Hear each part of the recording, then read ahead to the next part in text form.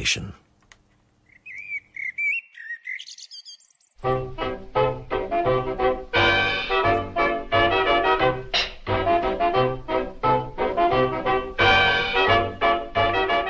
Uncle Fred in the Springtime by P.G. Wodehouse.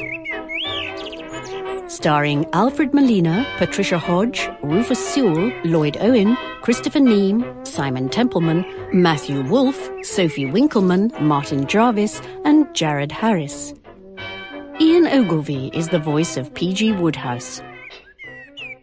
Springtime. A young man in form-fitting tweeds walking up Park Lane.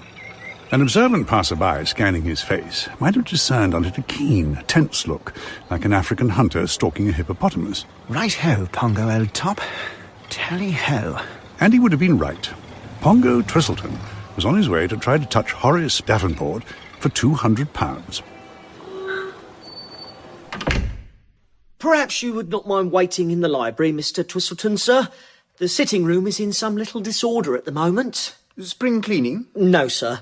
Mr. Davenport was entertaining his uncle, the Duke of Dunstable, to luncheon, and over coffee his Grace broke most of the sitting-room furniture with the poker. Ah. What made him do that, by the way? I'm inclined to think, sir, that something may have occurred to annoy his Grace. Seems plausible. I have an unpredictable uncle myself. Thank you, Webster. Thank you, sir. A few moments later there entered a young man of great height, but lacking the width of shoulder and ruggedness of limb which make height impressive. Nature, stretching Horace Davenport out, had forgotten to stretch him sideways, and one could have pictured Euclid, had they met, nudging a friend and saying, "Don't look now, but this chap coming along illustrates exactly what I was telling you about a straight line having length without breadth." What-ho, Horace? Hello, Pongo. I was just changing. Has Webster told you about my Uncle Alaric's latest? He did just touch on it. His theory is that the old boy was annoyed about something. Does that seem to fit the facts? Absolutely. He was in dangerous mood when he got here. And when the time came for him to catch his train, he told me to go to the station with him, and I said I couldn't, and that seemed to touch him off. He reached for the poker and started in. Why wouldn't you go to the station with him? I couldn't. I was late for my dancing lesson. Dancing lesson? Your sister insisted on it. Valerie did? She said I danced like a dromedary with the staggers. Rather complimentary, what? Polly says I shall be able to go to the Bohemian Ball tomorrow night. I'm going as a Zulu warrior. I want to take Valerie to it and surprise her. But isn't Val at Latuke? She's flying back today. Who's this Polly who has crept into your conversation? Oh, she's the girl who's teaching me. Polly Pott. I met her through my cousin Ricky. Polly Pott? Any relation to Claude Pott, private investigator? His daughter. What do you know about Claude Pott? Well, the fact is, old man, happening to pass the writing table just now, I chanced inadvertently to catch sight of that document. I wish you wouldn't read my letters. Oh, I wouldn't. It was just a report. Mentioning 2 M's, 3 F's, and some cocktails or something. Signed Claude Pott. What's that all about, anyway? I only ran my eye over it.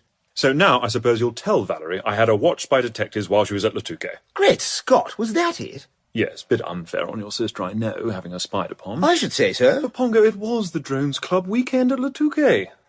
The thought of the girl I love surrounded by about 87 members of the Drones in a foreign pleasure resort was like a knife in my heart. For heaven's sake, don't breathe a word about this to Valerie. Of course not. Now, Horace, old top, I wonder whether you could possibly see your way to... Excuse me, sir. Yes? Telegram, sir. What? Thank you, Webster. Thank you, sir. Oh, Lord. It's from Valerie. You worm. Stop. How dare you have me followed at Latuke? Stop. Our engagement at an end. Stop. Notice appears Times tomorrow. Stop. Only excuse for conduct. You have finally gone off rocker. Stop. P.S. Look at your Uncle Alaric. Stop. Bad luck, Horace. That last bit's fair enough, I suppose. Forget my Uncle Alaric. What price your Uncle Fred? What about him? Loopy to the tonsils. My Uncle Fred is not loopy to the tonsils. Yes, he is. Anyway, if Valerie's handed me the mitten, I shall plunge straight into a riot of reckless living. My first step will be to take Polly Pott to that Bohemian Ball. Horace, old man, sorry to go on, but owing to circumstances over which I had no or very little control... Buck up. Can you lend me 200 quid? No. Oh. All righto. Well, in that case, I'll have to try Uncle Fred. Tinkety-tonk.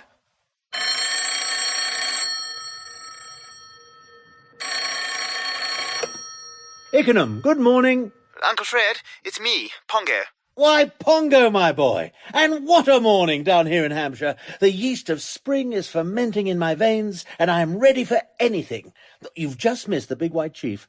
Aunt Jane? She's driving to Dover, off to the south of France to nurse her mother, who's having one of her spells. By the way, you've heard my sister's broken off her engagement to Horace. Oh, she'll come round. Excellent sign when a girl speaks of a man as a goggle-eyed nitwit and says that her dearest wish is to dip him in boiling oil and watch him wriggle. Has she said that? I should imagine so. Showing, I feel, that love still lingers. Well... Your aunt, I remember, broke ours 6 times in all, bless her. The sweetest, truest wife man ever had. I hope her mother responds to treatment and that she'll be back with me soon. But not too soon. And you know, Pongo, the detective Horace commissioned to chase Valerie with bloodhounds was old Pot. Mustard Pot, we used to call him. I've heard of him. One of the best. They're rather apt to try to get people to play something he calls Persian monarchs. I've known him leave ruin and desolation behind him on every side. Didn't you start him as a sleuth? That's right. Well, young Pongo, how much? Eh? I can hear it in your voice. You've rung to make a touch. What's the figure? Well, it's rather a lot. 250. How in the world did you get in the hole for a sum like that? I came a bit of a mucker at Lincoln. When I tried to get it back at Hurst Park, things came unstuck again. Upshot is that I owe the bookie 250 quid. He sent a fellow called Herb to call on me yesterday. What did he say? He didn't say anything. He just looked at me and nodded. So, if you could possibly see your way, Uncle Fred, to advance... Alas, my boy, there has been a shake-up in the Treasury Department here. Your aunt has unfortunately decided to take over the family finances. My limit's a tenner. Oh, my gosh, and Herb's going to call again on Wednesday. I know just how you must be feeling. Nevertheless, leave it to me. There are absolutely no limits to what I can accomplish in the springtime. But you can't come to London. Wouldn't Aunt Jane skin you if you did? You appear to have forgotten that she is on her way to the south of France. Pip, pip.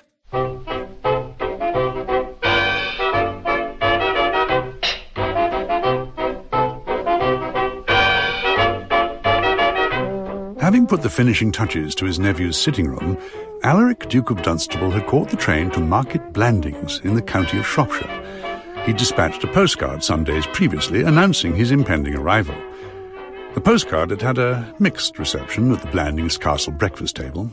Can't you tell him we're full up, Connor? Of course I can't. Well, last time he was here, he poked the Empress in the ribs with an umbrella. Clarence, I am certainly not going to offend one of my oldest friends just because he poked your pig with an umbrella. Do you really want him running amok with the drawing-room fire irons? No. Yeah, he'd better have the garden suite.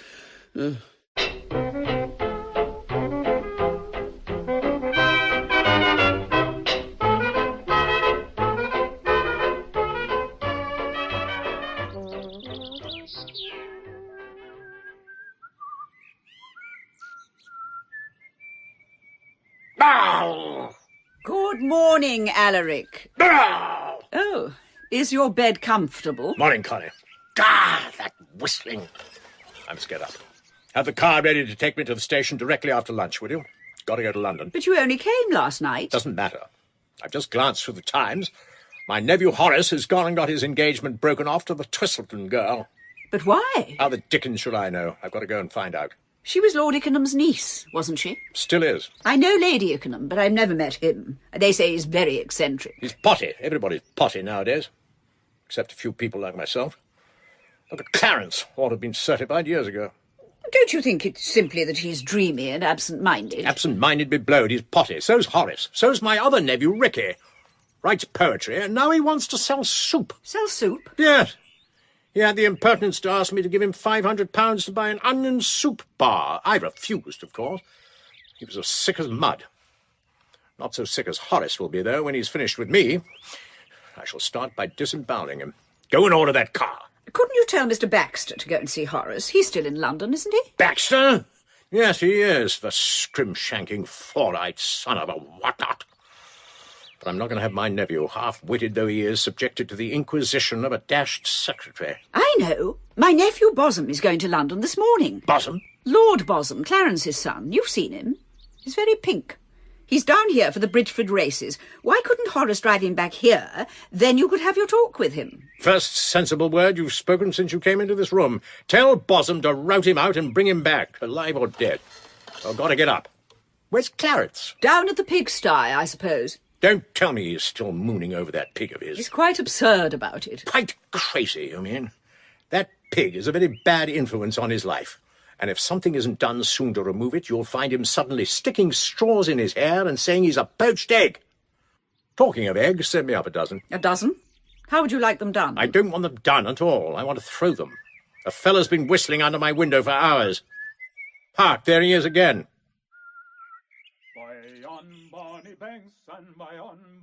He's singing now. Alaric, must you throw eggs at the gardeners? Yes. Very well.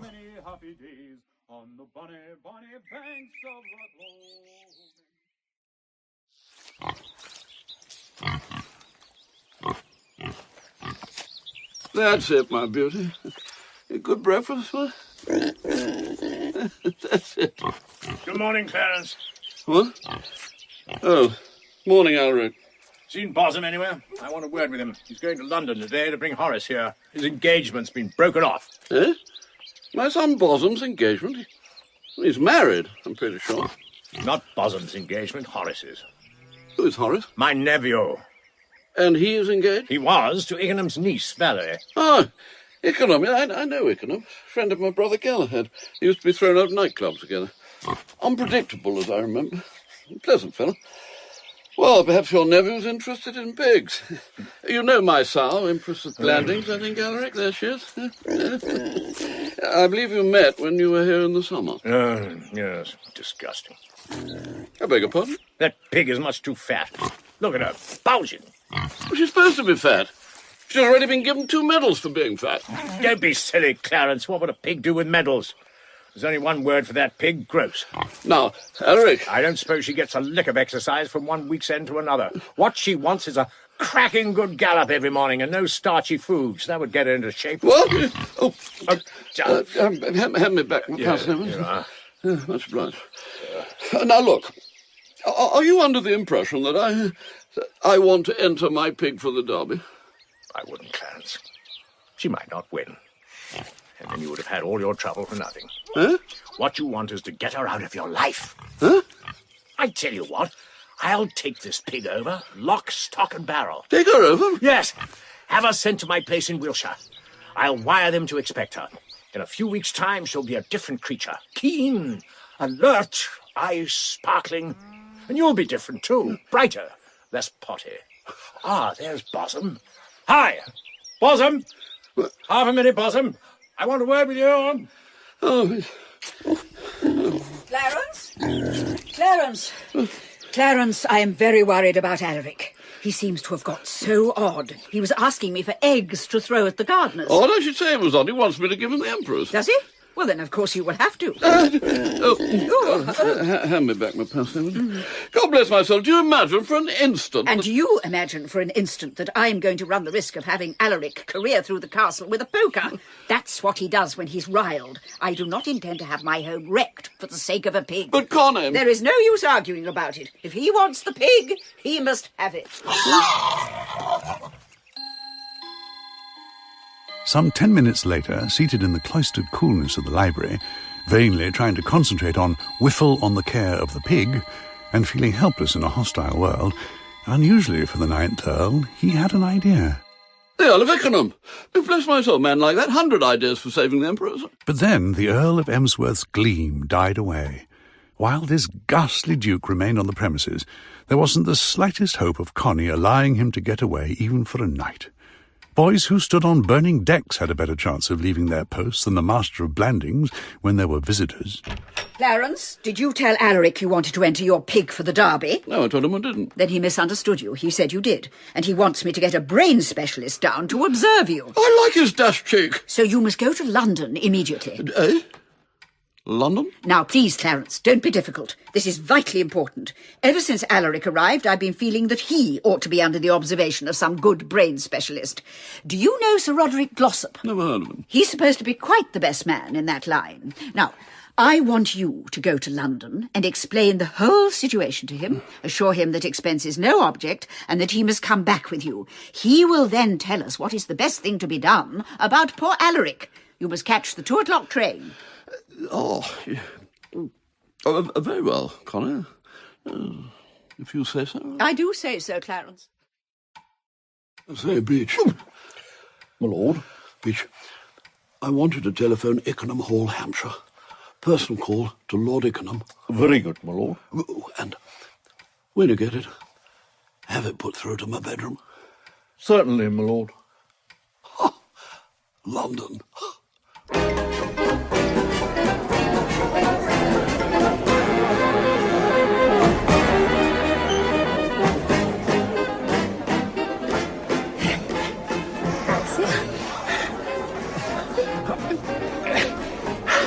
How am I shaping, Polly? These are good old steps. Those are they, Horace. Oh, look out. Mind your assegai. Oh, sorry.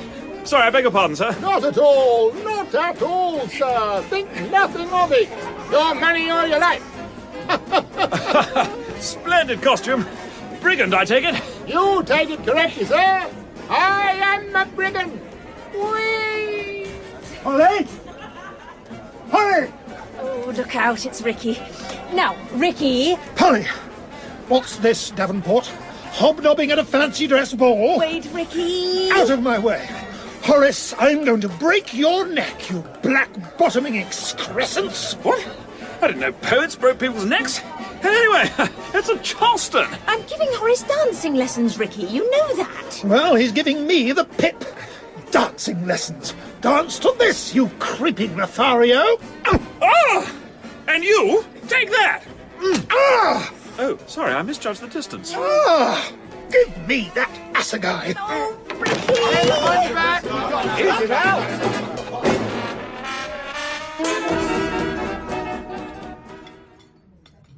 So what do you advise, my dear Ickenham? Right.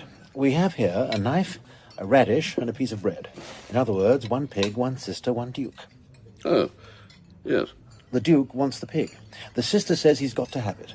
The pig, no doubt, would prefer to be disassociated from the affair altogether. Indubitably. Very well, then. To what conclusion do we come? I don't know. The whole situation pivots on the pig. Eliminate the pig, and we see daylight. What? No pig, says the duke? And after a little natural disappointment, turns his thoughts to other things. There can be only one answer, my dear Emsworth. The pig must be smuggled away to a place of safety and kept under cover till the duke has blown over. How? I knew your razor-like brain would cut cleanly to the heart of the thing. The trick of it is this.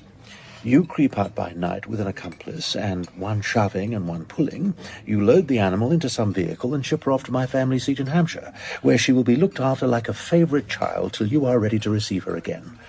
Who is there at Blandings that you can trust? Nobody. Oh. Speaking of tricks, I pulled off a neat one this morning on a pink fellow in Park Lane. Huh? I suppose you wouldn't care to come down to Blandings yourself. Oh, I should love it. But unfortunately, I'm under strict orders from my wife to remain at Ickenham. Were she to hear anything from her old friend Lady Constance, my prestige in the family home might never recover. Oh, yeah, quite, yes. Quite, Dashard. However, there is always a way. We must place the thing in the hands of Mustard Pot. Who's Mustard Pot? Private Tech. Would you care to come along and sound him? Does he live far from here? No, quite close. No, I ask because I have an appointment with Sir Roderick Glossop at 3 o'clock. Do you know him? Brain specialist? I sat next to him at a public dinner not long ago. A talented man, I believe. So he told me. He spoke very highly of himself. Well, Connie wants me to bring him to Blandings to observe the Duke, but I'm all anxiety to see this man part. Wouldn't it be time? Certainly. We shall probably find my nephew Pongo there. A nice boy. You will like him. No, I couldn't do it, Lord E. Huh? Why not? Well, between you and me, I was once bitten by a pig. Golly. Oh, really? Yes, Lord I, and ever since then, I've had a horror of the animals. You can't be bitten by the Empress. She's as gentle as a lamb. I was once bitten by a lamb. Golly. Well, I'm disappointed. If you're seeing Glossop at 3, Emsworth, you'd better be starting. Huh? Yeah, true. Which way are you going, Lord E? Harley Street. I'll come with you. I've got to see a man up in that direction. We could share a cab. This way. Are you by any chance familiar with a card game called Persian Monarchs? Persian Monarchs? Yes, as a matter of fact. A setback, Pongo. An unquestionable setback. I'd been relying on Mustard. And now what about Polly? Is she out? She's in her room, Pot told me. Dressing or something, I take it. Right. Ahoy, Polly! Come down here, I want to see you. Who's there? Frederick Altamont Cornwallis Twistleton, 5th Earl of good old Ickenham. Have you forgotten your honorary Uncle Fred? Uncle Fred! Oh, well, it is nice seeing you again. Dash mutual, I assure you, my dear. I say, how you've grown, little gal. Polly, you're a peach. Give us a kiss. Yes, hey. Oh, hello. I'd forgotten you were there, Pongo. Miss Polly Pot, my nephew, such as he is, Pongo Twistleton. How do you do?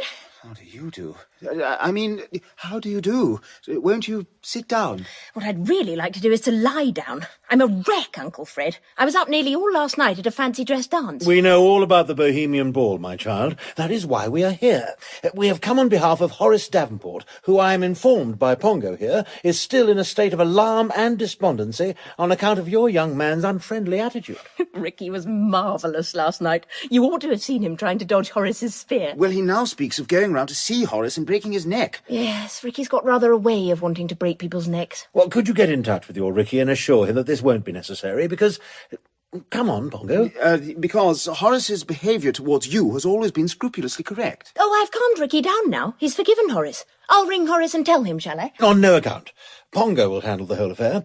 Tell Horace the forgiveness was all you're doing, Pongo, thus ensuring financial reward from said Horace. You had better toddle off, my boy, and bring the roses back to Horace's cheeks. I will. And the sooner you get that check, the better, what? Run along. Righto, right. And what does your father think of your engagement, Polly? Oh, he says Ricky isn't worthy of me. He's got an extraordinary idea into his head that if I'm encouraged, I may marry Horace. It's just because Ricky hasn't any money, of course. But I don't care. Well, bless you, my children. But how can we get married? He makes practically nothing with his poetry. He tried to borrow some from his uncle. Do you know the Duke of Dunstable? Only by reputation. Ugh, he seems an awful old man. When Ricky told him he wanted £500 to buy an onion soup bar, he was furious. Did Ricky say he wanted to get married? No, he thought it better not to. I don't agree with him. He should have shown Dunstable your photograph. Now, of course, the ideal thing would be if you could meet Dunstable and play upon him like a stringed instrument. I say, Uncle Fred, Horace isn't there. He's gone. Gone? Webster told me he had just left in the car with a pink sort of gentleman and a lot of luggage. Pink chap? He may be away for weeks, and that bookie is planning to unleash herb on me if I don't pay up by Wednesday. Well, just at the moment, my brain is bespoke, Pongo. Polly here is in trouble, poor child. Trouble? Oh, I say, what's the matter? Well... The old story. Sore need of the ready, doesn't see where she's going to get it. Still, your fresh young intelligence may be just the thing. Polly, it's possible that Pongo may have an idea. He nearly had one about 3 years ago. Rather. Well then, as we were saying, the solution is for Polly to glide imperceptibly into the Duke's life and fascinate him before he knows who she is. We want to get him saying to himself, a charming girl, egad, just the sort I could wish my nephew Ricky to marry. Difficult. For one thing, the Duke's away somewhere. He's at Blandings Castle. Isn't that your pal Emsworth's place? It is. Well, there you are. Get Emsworth to invite Miss Pott down there. Not quite so simple, Pongo. Emsworth has a sister, Lady Constance Keeble, who holds revisionary powers over his visiting list. I understand she's more or less a fiend in human shape. Precisely. Callers, just when we need to concentrate. I'll go. Tell them to go to blazes. You see, Pongo, the real trouble is old mustard. If Polly had a presentable father, well, still, there it is. Oh, I say, Emsworth. Could I have a glass of water? Oh, yes, of course. Something the matter, Emsworth? My dear Ickenham, disastrous things happened. What am I to say to Connie? She'll be furious. Come on. Thank you, my dear. Bless you. You remember, my dear Ickenham, that I left you to keep an appointment with Sir Roderick Glossop, the brain specialist. I think I told you my sister Connie had instructed me to bring him back to Blandings to observe Dunstable. He breaks furniture with pokers and throws eggs at gardeners. Yes? Well, my dear fellow, Glossop refuses to come because he says I insulted him. Did you? Yes. How? Well, it started with my calling him Pimples. He didn't like it. I don't quite follow you. Well, who do you think this Sir Roderick Glossop turns out to be, Ickenham? A boy I'd known at school, most unpleasant boy with an extraordinary number of spots on his face. I was shown in, and he said, "You don't remember me, eh?" So I took a good look at him, and I said, "God bless my soul, it's Pimples." An affecting reunion. But his manner immediately lost its cordiality, and he asked me brusquely to state my business. And then he sneered openly at what he called this absurd fuss about a mere pig. Well, I wasn't going to stand that sort of thing from young Pimples. One word led to another, and in the end he was ringing the bell for me to be shown out, and telling me that nothing would induce him to come to Blandings. And now I'm wondering how I am to explain to Connie. Ha! Nothing more fortunate. What? I see daylight. Oh, no, Uncle. Yes, Pongo. Briefly, the position is as follows. It is essential that young Polly... Oh, by the way, you don't know each other, do you? Miss Polly Pott, Lord Emsworth. How do you do? It is essential that Polly goes to Blandings and there meets and fascinates Dunstable. Oh? I'll explain later. Oh. Now, you are in urgent need of a Sir Roderick Glossop. She is in urgent need of an impressive father. I am prepared to play both roles. Tomorrow, by a suitable train, Sir Roderick will set out for Blandings Castle, accompanied by his daughter and, yes, Pongo, his secretary. Hey. My dear boy, didn't you tell me that you were expecting a visit from Herb on Wednesday? Exactly. What better haven could you find than Blandings Castle? You, Emsworth, will go down today on an early evening train and announce that Sir Roderick Glossop will be arriving tomorrow with his secretary and that you have invited him to bring his charming daughter. We shall follow tomorrow straight after lunch. Woohoo!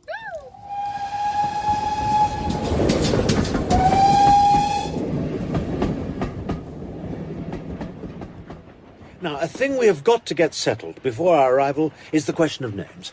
I, of course, automatically become Sir Roderick Glossop. You, Polly, had better be Gwendolen. Polly seems to me not quite dignified enough for one in your position.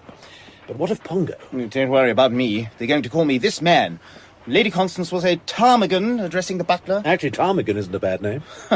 Ptarmigan, throw this man out and see that he lands on something sharp. All right. Think of the names of some movie stars, Polly. Fred Astaire. No. Warner Baxter? Baxter would be excellent, but we can't use it. It is the name of the Duke's secretary. Confusing to have two Baxters about the place. I say, do secretaries mingle with the nobs or squash in with the domestic staff? I'm not squashing in with any domestic staff. Well, we'll try you on the nobs, but don't blame me if Lady Constance takes her lorgnette to you. I've got it! Glossop! Pongo! You can be Sir Roderick's nephew, Basil Glossop. How do you do, Basil?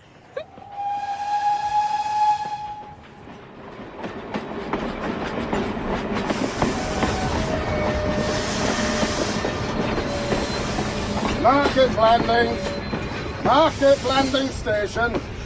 A light here for Market Blandings. Pongo, I think you know about my ambition regarding confidence tricks. Owing to all this Emsworth business, I quite forgot to tell you that yesterday morning the opportunity arose. What? Yes, I went to call on Horace Davenport myself early yesterday with the idea of extracting that advance for you. Finding him not at home, I waited for a while outside, and a pink chap came along. Something about this fellow told me that I could never hope for a better subject, and so it proved. He handed me over his wallet, and I walked off with it. The whole affair was a triumph of mind over matter, a psychological experiment, and I am modestly proud of it. Uncle Fred, you ought not to be allowed at large. Oh, I sent the wallet back, of course. My interest was purely scientific. The chap's card was inside, and I shipped it off by registered post. But the reason I mention it now... Do you see the fellow coming along the platform? You don't mean... Yeah, that's the chap. His name is Bosham, or Bosom, or something. It was on his card, but I remember his address wasn't far from my own doss house, so it seems odd that he should be here. Oh, Lord Bosom is Lord Emsworth's son. Is he indeed? I presume he's here to escort us to the castle. But dash it... Tell me, I don't want to turn till I can see the whites of his eyes. Does he approach? He's sort of backing and filling at the moment. Yes, the decent diffidence of the English upper classes. He is wondering if I am indeed the Sir Roderick Glossop of whom he has heard so much. He shrinks from taking a chance. Where is he now? Just abaft the try-your-weight machine. Then watch me turn and nonplus him. Excuse me, sir. Do you know if I can obtain a vehicle of some sort here to take me to Blandings Castle? Are you Sir Roderick Glossop? That is my name. Oh. Mine's Bosom. Well, we haven't met before, by any chance? Unfortunately, no. The loss was mine. Well, I tooled down in the car to meet you. Got some luggage in the van, I take it, what? I'll slide along and see to it, then we can tool up to the castle. Splendid, my dear Bosom. Is there a large party there? Eh? Oh, no. Only my father and my aunt and the Duke. And Horace Davenport. Horace Davenport? Horace Davenport? The Duke's nephew. Well, I'll be sliding along and seeing about that luggage. Yes, indeed. Slide away. Now what? On arrival at this ghastly castle, we shall immediately find ourselves cheek by jowl with the chap who knows you, knows Miss Pott, and has been a close pal of mine for years. Hello, Pongo, he'll say, bounding up as we stand chatting with Lady Constance. Hello, Lord Ickenham. Golly, Polly, isn't this jolly? Here we all are, what? Yes, my boy, I confess that I had not anticipated Horace. What are we going to do? Keep our heads and deny our identity. And you think Horace will swallow that? Who can say? I mean, with an uncle like Dunstable. Still, I feel we'd all do well to separate rather than confront him in a solid bunch.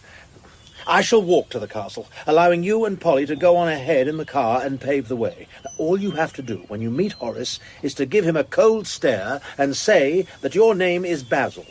That in itself should carry conviction, for who would say his name was Basil if it were not so? As for Polly, as Mustard's daughter, you must have been taught to tell the tale as soon as your infant lips could lisp. Oh, golly. Ah, Bosom, my dear fellow. I see that you have collected our impedimenta. Very good of you to have bothered. Eh? Oh, not a bit. Tell me, is it far to the castle? About a couple of miles. Then I think, if you don't mind, that I will walk. It would be pleasant to stretch my legs. Oh, well, that's fine. Might have been a bit of a squash in the car. I didn't know Baxter was turning up. This is Mr. Baxter, the Duke's secretary, Sir Roderick Glossop. Hello. How do you do? Well, this is my daughter and my nephew Basil, who acts as my secretary. This is Lord Bosom, my dear, Lord Emsworth's son. How do you do? And Mr. Baxter. How do you do? Well, cheerio. We shall meet at Philippi. Pip, pip.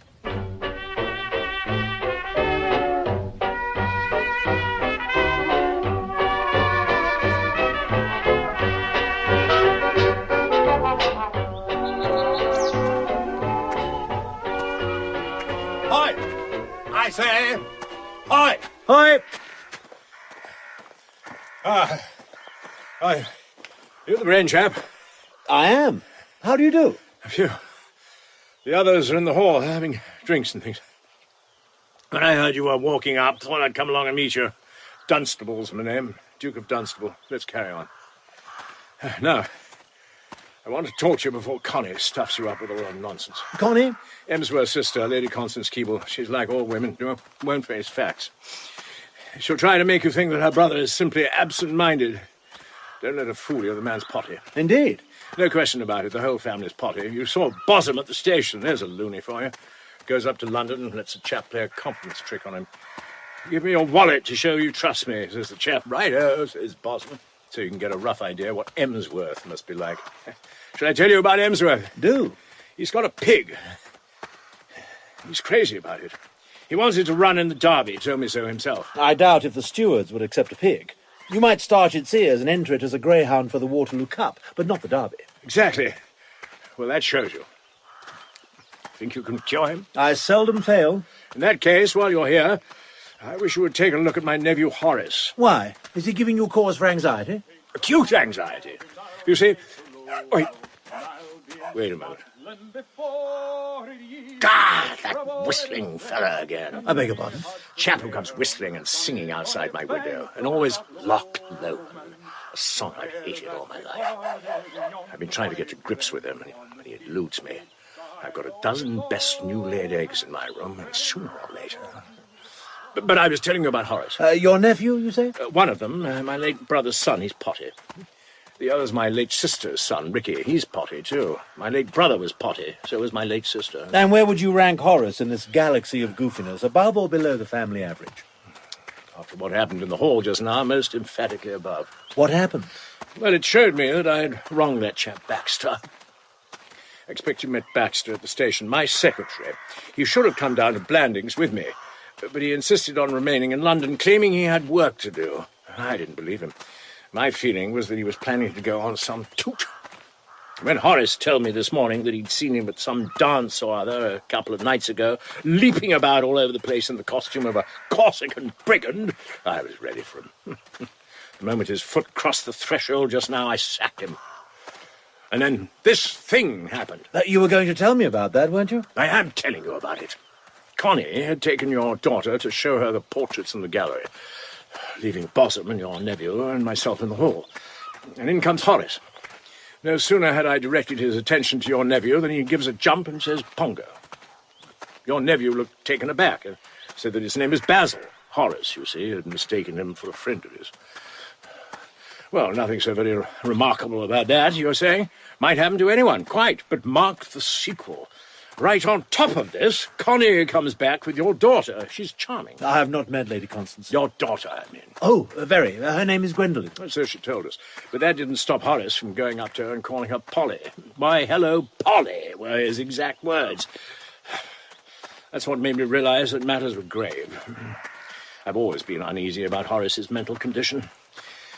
Ever since he had measles as a boy and suddenly shot up to the height of about 8'6". Stands to reason a chap's brain can't be all that way from his heart and still function normally. Well, here we are. Phew. After you. Hello, where is everybody? Dressing, I suppose. You'll be wanting to go to your room. I'll take you there. What was I saying? Oh, yes.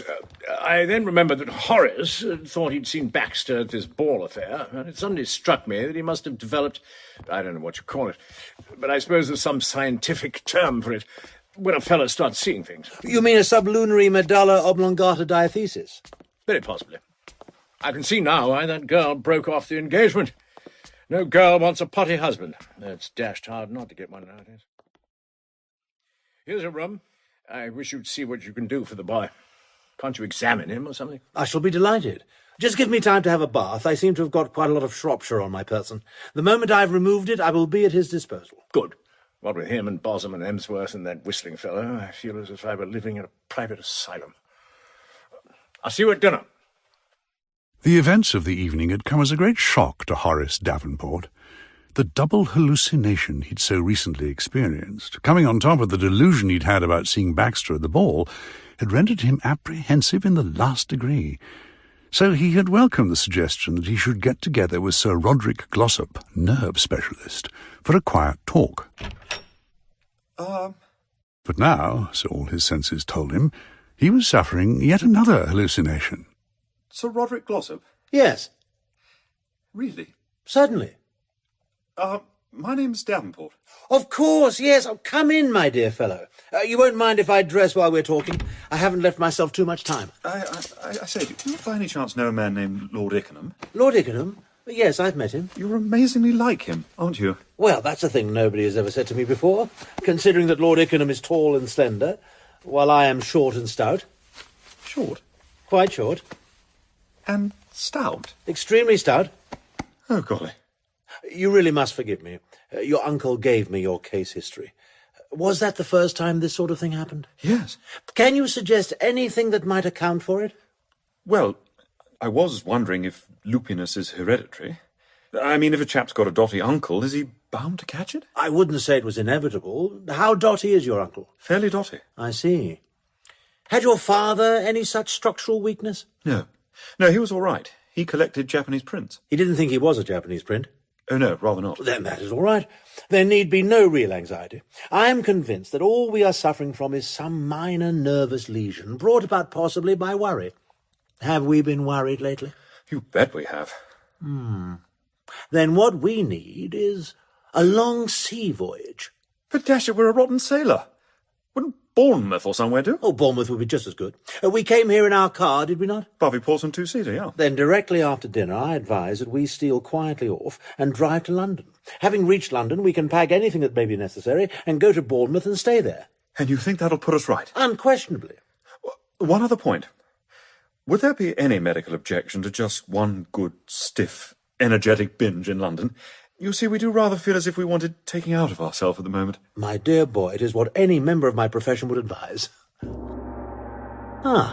Dinner.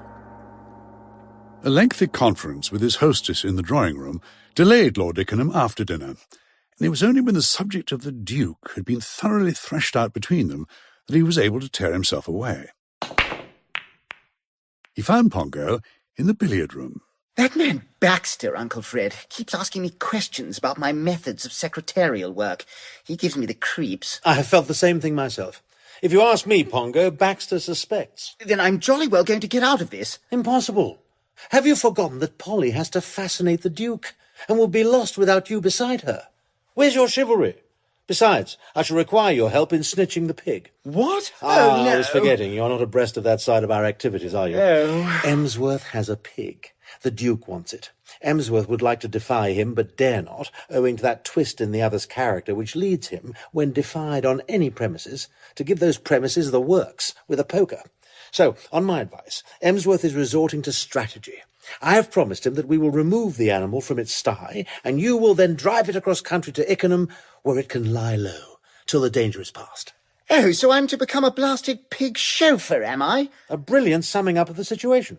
I absolutely refuse to have anything to do with the bally scheme. Well, that's a pity, for Emsworth would undoubtedly have rewarded you with a purse of gold.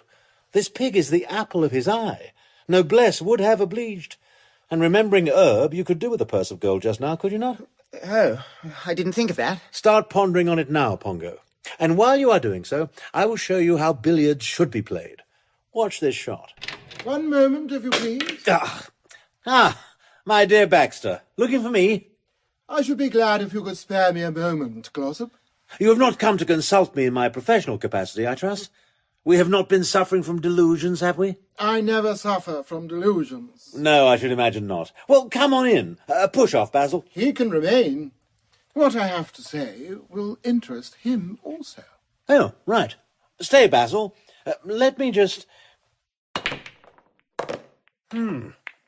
By the way, the Duke was telling me that there had been a little friction on your arrival, Baxter. He said he had handed you 2 weeks' notice because Horace Davenport said he had seen you at a ball in London. He has since discovered that he was misinformed and apologised. I'm continuing in his employment. I'm glad. You wouldn't want to lose a job like that. A man can stick on a lot of side about being secretary to a duke. I'm afraid Basil here has no such excuse. Just an ordinary secretary, Basil. A very peculiar one, I should have said. He seems ignorant of the very rudiments of his work. Yes, I fear poor Basil has not had your wide experience. You were Lord Emsworth's secretary once, were you not? I was, but I do not care to be reminded of a flaw in a successful career. And before that? I was with Sir Ralph Dillingworth, a Yorkshire baronet. Yours has been a very steady rise in the social scale. Starting at the bottom with a humble baronet, slumming, you might almost call it. You go on to an earl and then to a duke. It does you credit. Thank you. Not at all. Odd sort of fellow, Dillingworth, isn't he? There was some story about him shooting mice in the drawing-room with an elephant gun. They should have called me in. They did. I beg your pardon? I say they did. I don't remember it. I'm not surprised. You see, it was unfortunate for you that I should have met the real Sir Roderick. Are you insinuating that I am not Sir Roderick Glossop? I am. I see. You accuse me of assuming another man's identity, do you? Of abusing Lady Constance's hospitality by entering her house under false pretences? You deliberately assert that I am a fraud and an impostor? I do. And how right you are, my dear fellow. What? Then who are you? Call me Uncle Fred. I will not call you Uncle Fred. And now perhaps it would interest you to hear about the local train service. You speak as if you were under the impression that we were leaving. That is my impression. You're not going to respect our little secret, then? I intend to expose you immediately.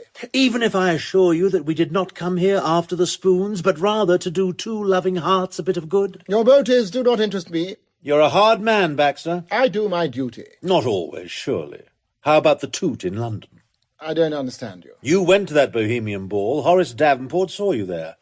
Horace? Yes, I admit that at the moment what Horace says is not evidence, simply because the Duke supposes that his young relative is suffering from hallucinations. But if you denounce me, my daughter and nephew will testify that they really are the persons he supposes them to be, and it will become clear to the Duke that when Horace says he saw you at the ball, he did see you at the ball. Then where will you be? Attaboy, Uncle, it's a dead stymie. I shall deny. No, Baxter, I would reflect. You cannot unmask us without unmasking yourself. You would lose that splendid secretarial post of yours and have to go back to mixing with baronets. But I shall... So off you go, my dear fellow. I really think that we had better pursue a mutual policy of live and let live. Thank you. But... Good evening. Uncle Fred, there have been times, I don't mind admitting, when I have viewed you with concern. But this time you have saved my life. My dear boy, you embarrass me. And now, if you will excuse me, I promised the Duke to drop in on him for a chat round about 10 o'clock.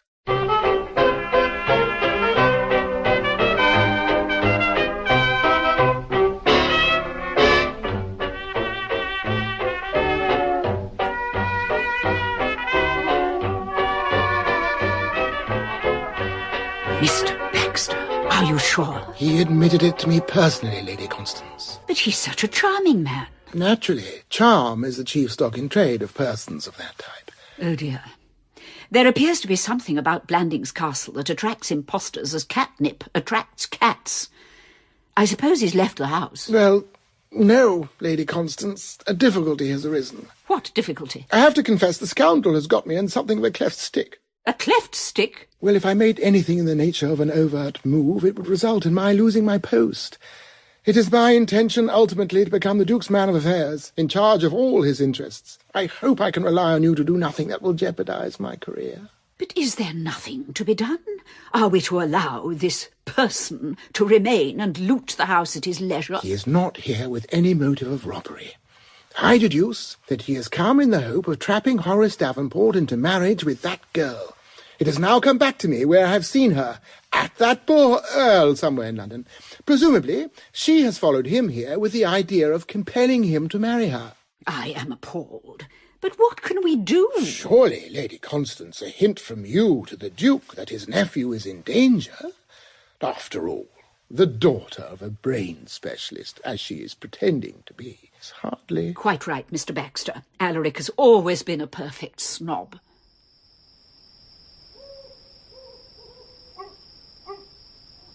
Rupert Baxter, feeling in need of fresh air, went strolling under the stars. His wandering feet took him to that velvet lawn which lay outside the garden suite. There, pacing up and down, brow knitted and hands clasped behind back, he gave himself up to thought. Now thinkers, while thinking, frequently whistle. Rupert Baxter did, selecting for his purpose a melody which had always been a favourite of his, the bonny, bonny banks of Loch Lomond. And trouble it is there, and money hearts are there, on the bonny, bonny... Ah! Ah! My elbow! Ah! My shoulder! My shoulder!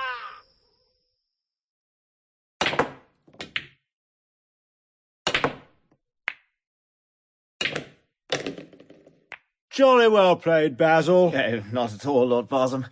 I say, Glossop, do you know why old Dunstable bunged an egg at Baxter? I thought you might want to know that. There appears to be a member of the Blandings gardening staff who has a partiality for the bonny, bonny banks of Loch Lomond, and he whistles and sings it outside the Duke's window.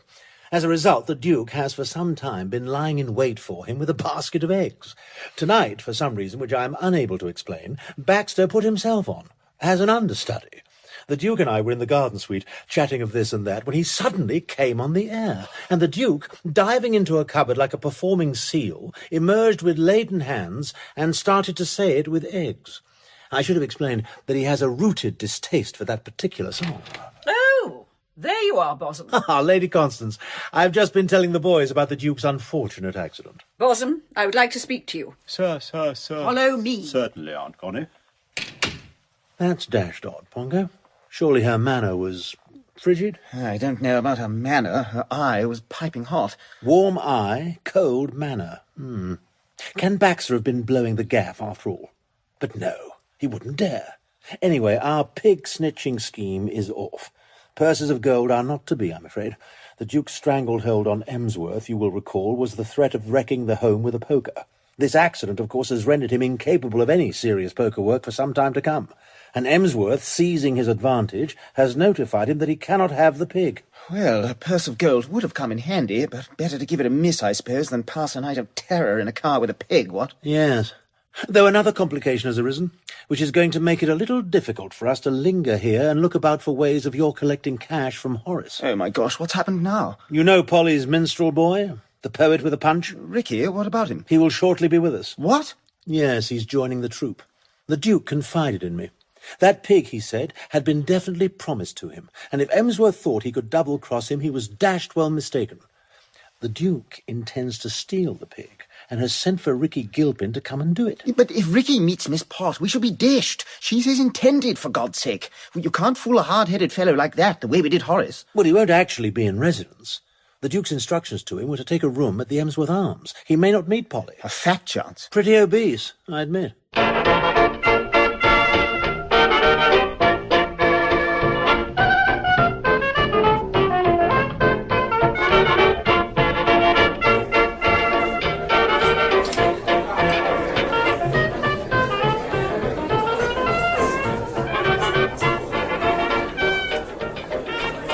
Over here, Uncle Alaric. Good Lord, have you hurt yourself? I'm so sorry. How did it happen? I put my shoulder out throwing an egg at my secretary. Get my telegram? And my elbow. I did. Now look here, Ricky. Ever since I came to Blandings, there's been a mystery man whistling the bonny banks of Loch Lomond, day in and day out, on the lawn outside my room. Got on my nerves, beastly song. Foul. I wasn't going to stand it. Quite right. I laid in eggs. Very sensible. To throw at him. Of course. Turns out to be my secretary, Baxter. Last night, there he was again with his "you take the high road" and all the rest of it. I loosed off. Oh! This morning, Connie says I ought to be ashamed of myself for behaving like that to poor Mr. Baxter. She's potty, of course. Try some of this beer, Uncle Eric. Don't be ridiculous.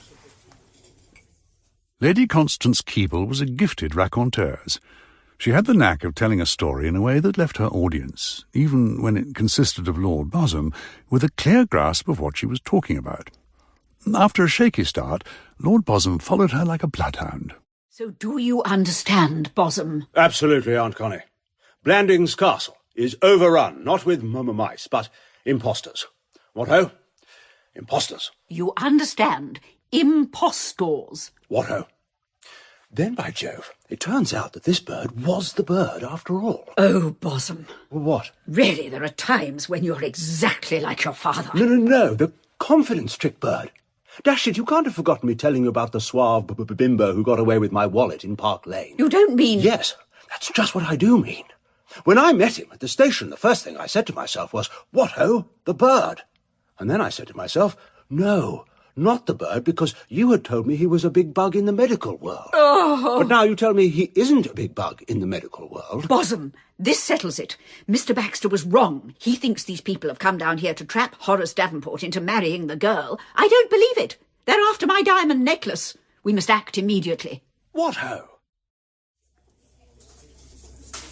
Uncle Alaric, you've been subjected to a campaign of deliberate and systematic persecution. What do you want me to do? Throw some more eggs at this man, Baxter? Say the word and I start today. No, give me your hand, Ricky, my boy. Oh, sorry, forgot. Anyway, after tonight, there won't be any Baxters to throw eggs at. I'm sacking him. That's him over there by the fireplace. Drove me here. Now, what I've come to talk to you about is this pig. What pig would that be? Emsworth's. He promised to give it to me. Nothing done in writing, of course, but a gentleman's agreement. And now he says he won't. What? The man must be a louse of the first water. Oh, my boy, give me... Oh, right. So I suppose you want me to pinch this pig for you? Precisely. When you're dealing with men like Emsworth, you can't be too nice in your methods. I should say not. Well, how do I set about it? Have your pencil and paper? I'll draw a map for you. Here you are. There's a few rough notes for a ballade on it. Good. Here's the castle. Here's my room. It's got a lawn outside, you see? Got it. Looks a bit like a fried egg. What? Now, along here, the drive. Shrubbery, meadow. In this meadow is the sty where the pig resides. You see the strategic significance of this? Anybody removing that pig from its sty could dive into the shrubbery with it, thus securing excellent cover. Only time he'd be in danger of being observed would be when crossing the lawn to my room, and I propose to select a moment for the operation when there will be no eyewitnesses. I'm going to keep the animal in your room, Uncle Alaric. Of course. It's on the ground floor, serviceable French windows. What's simpler than to bring the pig in through these windows and lodge it in the bathroom? What, and keep it there all night? Who said anything about night? It enters the bathroom at 2 p.m. Use your intelligence. At 2 o'clock, everyone's at lunch. Butler, footman, maids of all descriptions, and the pig man having his dinner, so the coast is clear. I'm impressed, Uncle. Now, throughout the afternoon, the pig remains in the bathroom. During dinner, you will return, you will have a car waiting here. You will remove the pig, place it in the car, and drive it to my house in Wiltshire. Think you can do it? On my head. If I may say so, it's a plan of genius. Would you call it that? Absolutely. Oh, by the way, Uncle Alaric, there's just one small point. Would you rather give me your cheque before I pinch the pig, or after? What? But half a jiffy, Aunt Connie. If you know these bounders are wrong uns, why don't we just whistle up the local police force? We can't, you blockhead. It would mean that Mr. Baxter would lose his position with Alaric. Why? Why would Baxter lose his position? Ah. Yes, all right. But I'll tell you one thing. I don't intend to be far away from my father's shotgun these next few days. This is official. I say, what are you doing, Aunt Connie? I'm trying to stamp my foot, you idiot, but it's not easy from a sitting position. Ah. As I was saying. There is only one thing to do. We must send for a detective to watch these people. Why, of course. That's the stuff. And by jingo, I know just the fella. That man of Horace's. What man of Horace's? The fella Horace told me about on the drive down. A friend of his engaged him to, do something or other. And did he do it? Oh, yes, he did it. He's competent, then? Oh, most competent. What is his name? Pot. Claude Pot. Oh! Take the high road and I'll take the low road, and I'll be in Scotland before ye. But trouble it is there, and many hearts to share on the bonny, bonny banks of In part 1 of Uncle Fred in the Springtime by P.G. Wodehouse, Uncle Fred was played by Alfred Molina, Lady Constance by Patricia Hodge, the Duke of Dunstable by Christopher Neame, Ricky Gilpin by Rufus Sewell, and Rupert Baxter by Jared Harris. Horace Davenport was played by Lloyd Owen, Lord Bosham by Simon Templeman, and Pongo Twistleton by Matthew Wolfe. Sophie Winkleman played Polly Pot, and Martin Jarvis was the Earl of Emsworth. Mustard Pot, Julian Holloway.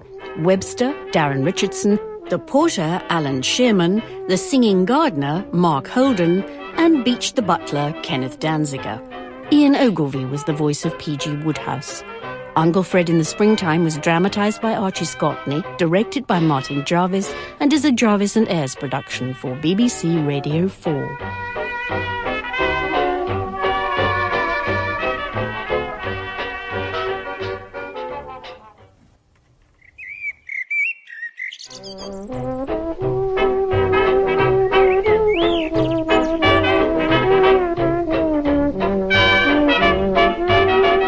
Uncle Fred in the Springtime by P.G. Wodehouse, starring Alfred Molina, Patricia Hodge, Rufus Sewell, Christopher Neame, Julian Holloway, Simon Templeman, Lloyd Owen, Matthew Wolfe, Sophie Winkleman, Martin Jarvis, and Jared Harris.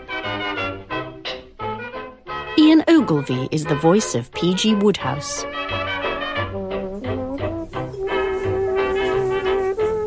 Oh, by the way, Uncle Alaric, there's just one small point. Would you rather give me your cheque before I pinch the pig, or after? What? The Duke of Dunstable shot back in his chair, and his moustache, foaming upwards as if a gale had struck it, broke like a wave on the stern and rock-bound coast of the Dunstable nose. A lesser moustache would have worked loose at the roots. The Duke's recent high opinion of his nephew had undergone a sharp revision. Only a nephew of very exceptional charm could have retained his esteem after asking £250 for kidnapping Emsworth's pig. What do you mean, give you my cheque? For £250. What the devil are you talking about, you potty, Ricky? Uncle, I'm taking it for granted that you'll now let me have the money to buy that onion soup bar. You remember we discussed in London. The man has since come down to £250, provided the cash is in his hands by the end of the week. You could write out a cheque now. What? What on earth do you want with an onion soup bar? I want to get married. What do you mean, married? You got about twopence a year. That's why I want to buy this onion soup bar. A nice fool you'd look selling onion soup. It's been bad enough having to tell my friends you write poetry. Now you want me to spread it about you become a blasted soup dispenser? Ah! Uncle. And who is this girl? Nobody you know. And who's her father? No, nobody special. Well, that settles it. Not a penny do you get from me. All right, and not a pig do you get from me. What? But my price for stealing pigs is £250 per pig per person, and if you don't wish to meet my terms, the deal is off. Stop talking like a damn fool. Uncle Alaric, your white hairs protect you. And I would just like to say this. You are without exception the worst tick and bounder that ever got fatty degeneration of the heart through half a century of gorging food and swilling wine rinsed from the lips of a starving proletariat. You make me sick. You poison the air. Goodbye, Uncle Alaric. I think we'd better terminate this interview, or I may become brusque. Good afternoon. Baxter, come over here. Your Grace? Yes, Your Grace? Ever done any pig stealing? I have not. Well, you start today.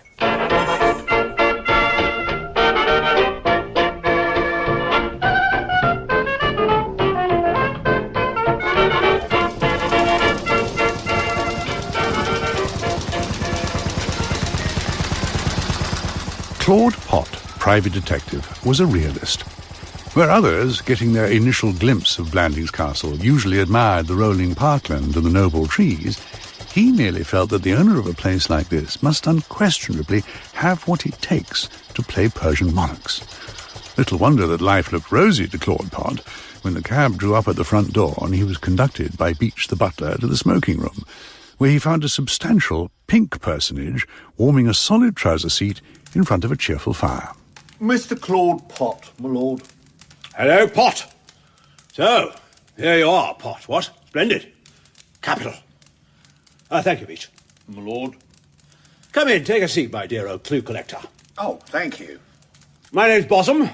I'm by way of being Lord Emsworth's son. Well, charmed, I'm sure. Let's get down to it, shall we? Yes, I should be glad to have a brief outline of the position of affairs. Brief? Well, I'll cut it as short as I can. Do you know what imposters are? Yes, sir. Well, we've got them in the house. 3 of them, all imposting away like the dickens. I don't wonder my Aunt Constance is upset. It's not nice for a woman feeling that every time she goes to her room to fetch a handkerchief or whatnot, she may find the place littered with bounders rifling her jewel case. Are these imposters M? M? Male. 2 of them are. The third in sharp contradistinction is female. F. Ah. And speaking of her brings us to the Baxter theory. Is Baxter an impostor? No. He's the Duke of Dunstable's secretary. A gosh-awful tick with steel-rimmed spectacles. His theory is that these blighters are here to lure the Duke into allowing his nephew, Ricky Gilpin, to marry the girl. In my opinion, there is nothing to that. They are after the swag. But if you know that these individuals are here with criminal intent... Why don't we lead them off with gyves upon their wrists? Ha! My dear old cigar-ash inspectors, what I'd give my eye teeth to do, but it can't be done. It would lead to consequences, which we don't want led to. And when I say we, I speak principally for my Aunt Connie. Personally, I don't care if Baxter loses his job tomorrow. Oh, I'm sorry. I don't follow you, Lord B. I thought you wouldn't. Still, you've grasped the salient fact that the place is crawling with impostors? I have. Well, your job is to keep an eye on them. And if you see them dipping into the till, you shout, "Hoy!" and they cheese it. That's simple enough? Capital. And you can start in at once. Oh, and by the way, you'd like something in the nature of a retaining fee, what? I would. Good. Here you are. Oh, thank you. You've got a lot of money there, Lord B. And I may need it before tomorrow's sun has set. It's the first day of the Bridgeford races, where I usually get skinned to the bone. You interested in racing? Oh, I was at one time a turf commissioner. Were you really? I expect you miss it, don't you? I do at times, Lord B. What do you do for amusement these days? I like a quiet little game of cards. So do I. I say. The trouble is, when I'm at home in Hampshire, I don't get the chance. My wife objects. Some wives are like that. Look here. While we're waiting for these impostors to get up steam, we could do far worse than have a friendly little game now. As your lordship pleases. I wish you wouldn't use that expression. It's what counsel for the defence kept saying to the judge at my breach of promise case. Don't do it if you don't mind. Very good, your lordship. And don't call me your lordship either. Call me Bosom. Oh, righto, Bosom. Yes. I'll ring for some cards, shall I? Don't bother, Bosom. I have some with me. I like to play solitaire in the train. Good Lord. You play anything else? I'm fond of Snap. Oh, yes. Snap's a good game. And Animal Grab. Oh, that's not bad either. But I can tell you something that's better than both. Have you ever heard of a game called Persian Monarchs? No. What is it? It's a thing I used to play a good deal at one time, though in recent years I've dropped it a bit. As I say, a married man of the right sort defers to his wife's wishes, if she's around. But now I'm here in Shropshire and she isn't. Be interesting to see if the old skill still lingers. It's a pretty name. Is it difficult to learn? I could teach it to you in a minute. Here's the way it goes. You cut a card, if you see what I mean, and the other fellow cuts a card, if you follow me. And then, if the card you've cut is higher than the card the other fellow has cut, you win. While conversely, if the card the other fellow's cut is higher than the card you've cut, he wins. Not too abstruse for you? I think I see the idea. I'm sure you'll pick it up as we go along. Start ho, Pot. Start ho, Bosom. Oh, hello. What? Oh, yes, you're that niece. Yes, of Sir Roderick Glossop. I'm Gwendolen. That's right. Damned attractive name. Oh, thank you. A damned attractive young woman, too. Oh. Steaming hot cup, in fact. Oh. You remind me of, Yes? Never mind. Oxford. Long ago. Ah, well, thanks. Married? Engaged. Ah, lucky fella. What you wasting your time at Blandings for? Oh, to be of assistance to my uncle. You'll need it. They're all potty here. Good day to you. I have a nephew who, Good day. Good day.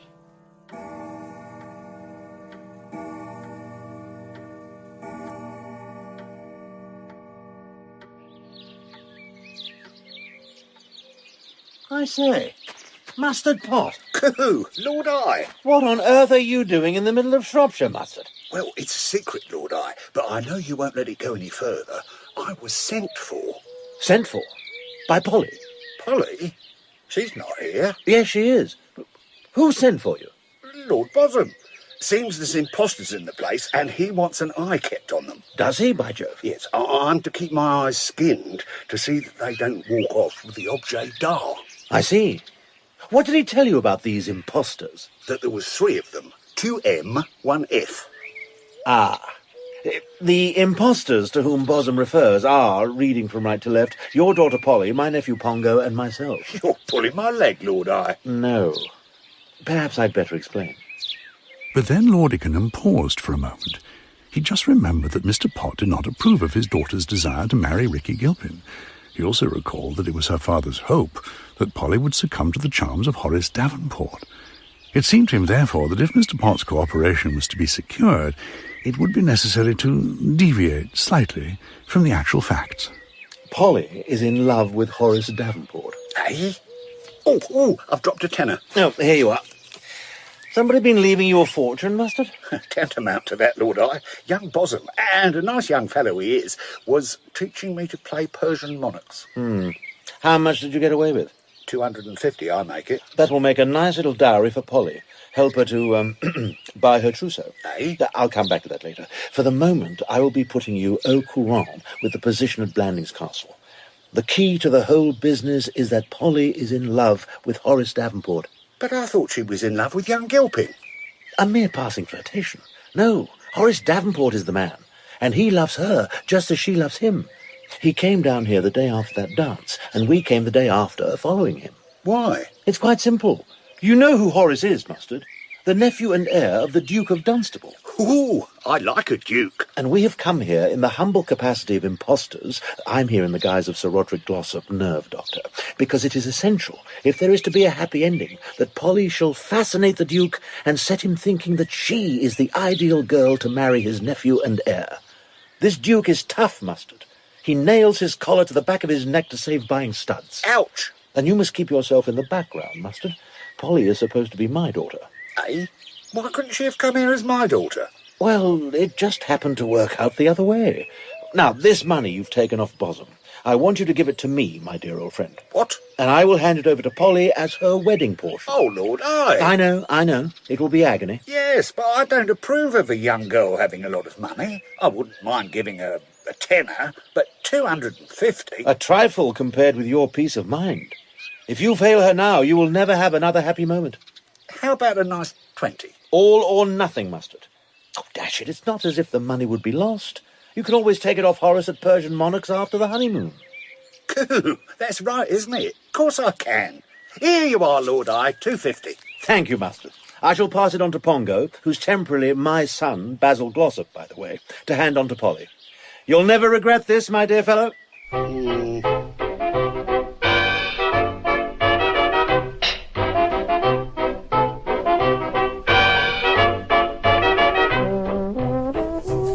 Why, hello, Mr. Pott. Eh? Oh, it's you, young Gilpin. What are you doing here? My Uncle Alaric sent for me. He's staying at Blandings Castle. He wanted to see me on a business matter, but it fell through. I'm leaving for London this evening. You're here for the Bridgeford races, of course. Oh, yes, that's right. Have some of this beer, it's good. No, thank you. It occurs to me, Mr. Pott, there's something I'd like a word with you about. Are you fond of onion soup? No. Well, lots of people are. And in this connection, I want to put a business proposition up to you. Eh? I don't know if Polly's having to mention to you, Mr. Pott, that I have the opportunity of buying one of these onion soup bars. You'll probably notice them around Piccadilly Circus way. I seem to remember her talking about it. Enthusiastically, I expect. They coin money. Gold mines, every one of them. The one I'm speaking of belongs to an American friend of mine. He's offered to let me have it for £250. £250? Ow, that's a lot of money. A lot of money? For a going concern, right in the heart of London's onion soup drinking belt? He's simply giving it away. He says I can have it for £250, provided I give him the money by the end of the week. And let me tell you, Mr. Pott, the potentialities are stupendous. I've watched the bottle party addicts rolling up with their tongues out. It's like a herd of buffaloes stampeding for a waterhole. Then you'd better give him his £250. I would, if I had it. Can you lend me the money? No.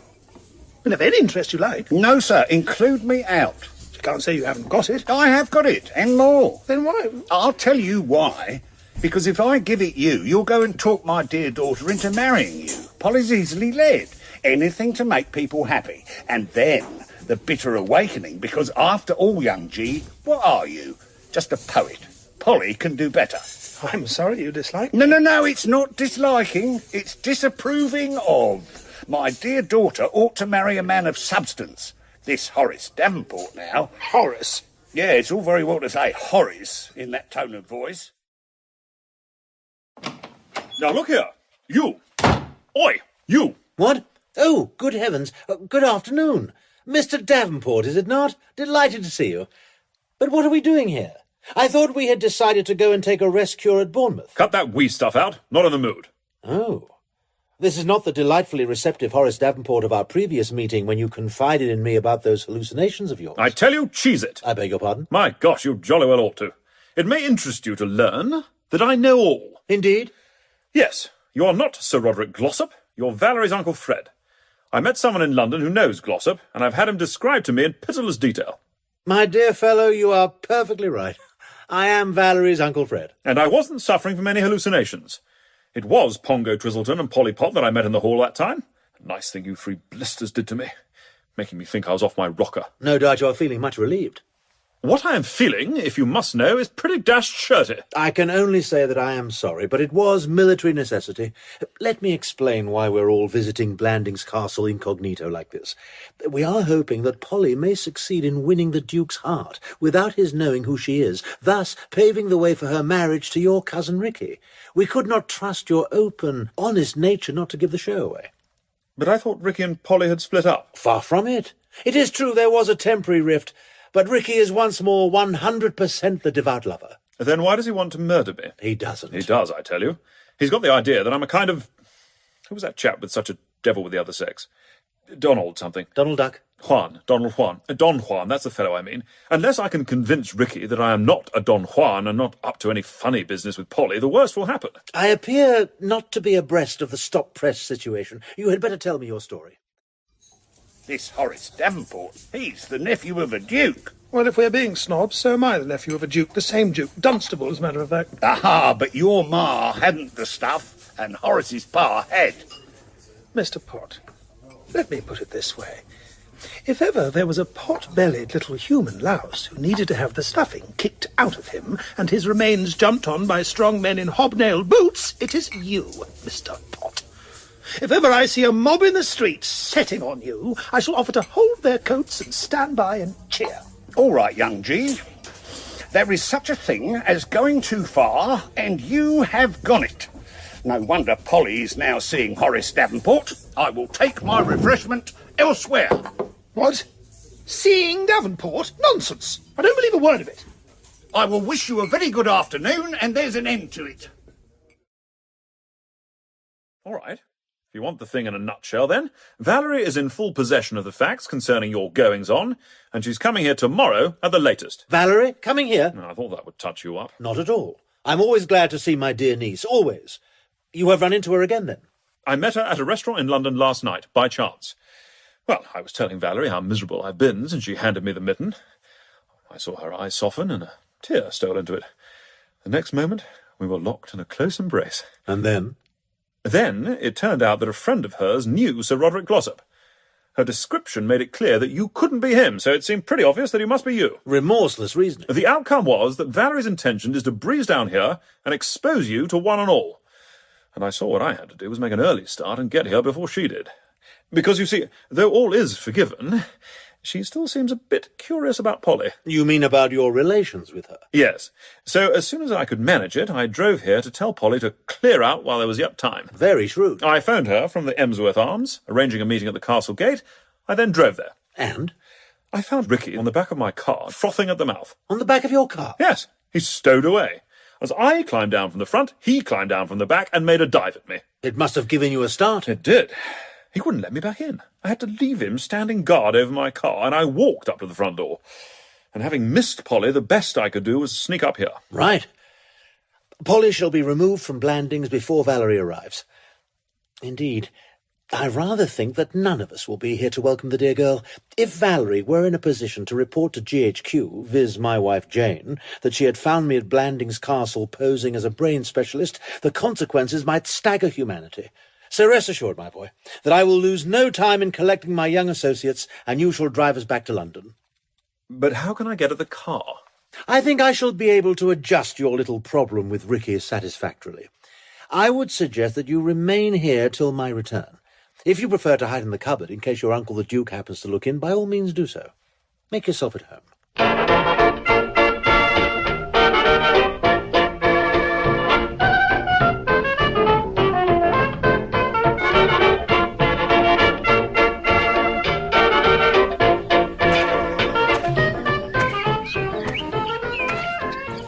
Polly? Oh, hello. Hey. Oh, Uncle Fred. Don't tell me. You went to meet Horace at the gate and found Ricky. Oh. And from your manner, I gather that the plug ugly, rather than the poet, was uppermost in him. Oh, he was awful. Not that you can blame him. After all, I had promised I would never see Horace again, and there I was, sneaking off to him. Oh, don't be so infernally broad-minded, child. So what happened? He raved and yelled at me. He said everything was over. Then I lost my temper and started being as beastly as he was. Do you hate him? Of course I don't. You mean in spite of everything, you love him still? Of course I do. Women are amazing. Well, I'll soon fix things. I'm on my way down to the gates to interview him now. Wait there. Watch this space. Mr. Gilpin, I presume? Who are you? My name is Ickenham. Oh. No doubt Polly has spoken of me. Yes. Then, in reciprocal spirit, I will now speak of Polly. You're wasting your time. I know Polly's sent you to try to talk me round. My dear fellow, you little know that proud girl. What? That bally rich. A girl who's supposed to love you, hobnobbing with Horace Davenport after she'd promised... My dear boy, it was precisely because she loved you that she did hobnob with Horace. Let me explain. Polly went to that ball to catch Horace in mellow mood and plead with him to advance you the sum which you require for that onion soup bar of yours. What? For weeks she had been sedulously sweetening him by giving him dancing lessons, and that night was to have marked the culmination of the enterprise. But your headstrong conduct ruined her plans, so she had to wait for another opportunity. Learning that Horace was expected here, she came too. She met him, she got the money. She... What? Certainly. It's in her possession now. She was bringing it to you. But how did she know I was here? What does it matter how she knew? Suffice it that she did know, and she came running to you with the money in her hand like a child about to show some cherished treasure. And you, what did you do? You behaved like a cad and a scoundrel. I'm not surprised that she feels she has had a lucky escape. Oh, my gosh, does she? That is what she was saying when I saw her just now, and I don't blame her. There can be no love without trust, and a pretty exhibition of trustfulness you gave, did you not? Oh, Lord, I've mucked things up properly. I'm glad you realize it. Where is Polly? I must see her. I wouldn't advise it. She's furious with you at the moment. There is only one thing you can do. When are you returning to London? I had meant to catch the early evening train. Do so. Polly will be back at her home shortly. As soon as she arrives, go and buy her chocolates and send them round with a grovelling note. I will. You might then plead for an interview. And when I say plead, I mean plead. Of course. She was fond of you once, and it may be that she will grow fond of you again. I will talk to her and do what I can for you. It's awfully kind of you. Not at all. Good evening, Gilpin, my boy. And remember, chocolates, humble, remorseful chocolates, and plenty of them. But why wouldn't you let Ricky see me, Uncle Fred? My dear child, the only way of ensuring a happy married life is to get it thoroughly clear at the outset who is going to skipper the team. My own dear wife settled the point during the honeymoon, and ours has been an ideal union. It's all nonsense. I'm going to see him. I don't care if he does go on thinking he's the boss. So he is, and I like it. Oh, very well, if that's the sort of thing you want. But you can't see him now. He has gone to catch his train. Why not get Horace to drive you to London tonight? Would he, do you think? He's had one long drive already today. It is his dearest wish to have another, provided you are at his side. Pongo and I can come on in the morning by train. But are you leaving too? We are. Get Horace to tell you all about it. You will find him in my bedroom. If you don't see him, look in the cupboard. Cupboard. I, meanwhile, must be getting in touch with Pongo. The news that we are flitting should please him. For some reason, Pongo has not been happy at Blandings Castle. By the way, did you meet him? Yes, as I was coming back after seeing Ricky. Good. I was only wondering if you had got that money all right. Pongo did offer me some money, but I gave it back to him. Gave it back? Yes, I didn't want it. What? But, my good child, it was the purchase price of the onion soup bar. Your wedding portion. I know, he told me. But I'd just had that frightful row with Ricky, and we'd parted forever, and I was thinking of drowning myself, so I didn't want a wedding portion. Will you tell Pongo I should like it, after all? You would not speak in that airy, casual way if you knew the circumstances. There will be a nasty hacking sound as he coughs up. Still, you may rely on me to protect your interests. I will bring the stuff round to the pot home tomorrow afternoon. And now run along and find Horace. I know he would appreciate an early start. All right. Uncle Fred, you're an angel. Mwah. Thanks. Bye. Well, think nothing of it. Pongo, my boy. Hello, Uncle Fred. I say, what a lovely afternoon. Very. The air, the birdery, the scent of growing things. Quite. Pongo, about that money. What? The money you gave me to give to Miss Pott. Oh, yes, I was going to tell you about that. I offered it to her, but she said that having parted with Ricky, she had no need of it. So I trousered it and toddled on to Market Blandings and breezed into the post office and shoved 250 quid into an envelope addressed to George Budd, bookmaker, and sent it off, registered. So all is now well, debt paid. Oh, the relief is stupendous. Pongo, this is a little awkward. How do you mean? It seems to me... Oh, my aunt.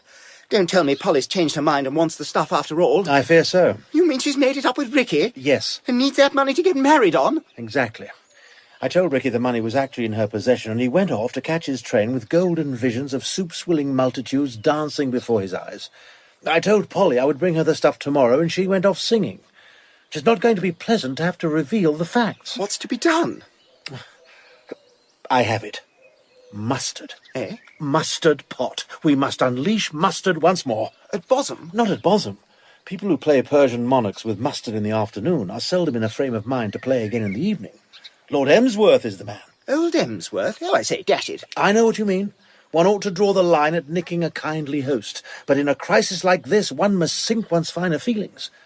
I don't believe I told you, did I, that your sister Valerie is expected here shortly? What? Which means that we have got to get out of here by tomorrow's 8:25 train without fail. So we cannot loiter and dally if we are to secure funds for Polly. It is not a question of asking ourselves, is it right to take it off Emsworth? But rather, has he got it? And he has. Emsworth, therefore, shall give us of his plenty. Good afternoon to you. How are you, Emperors?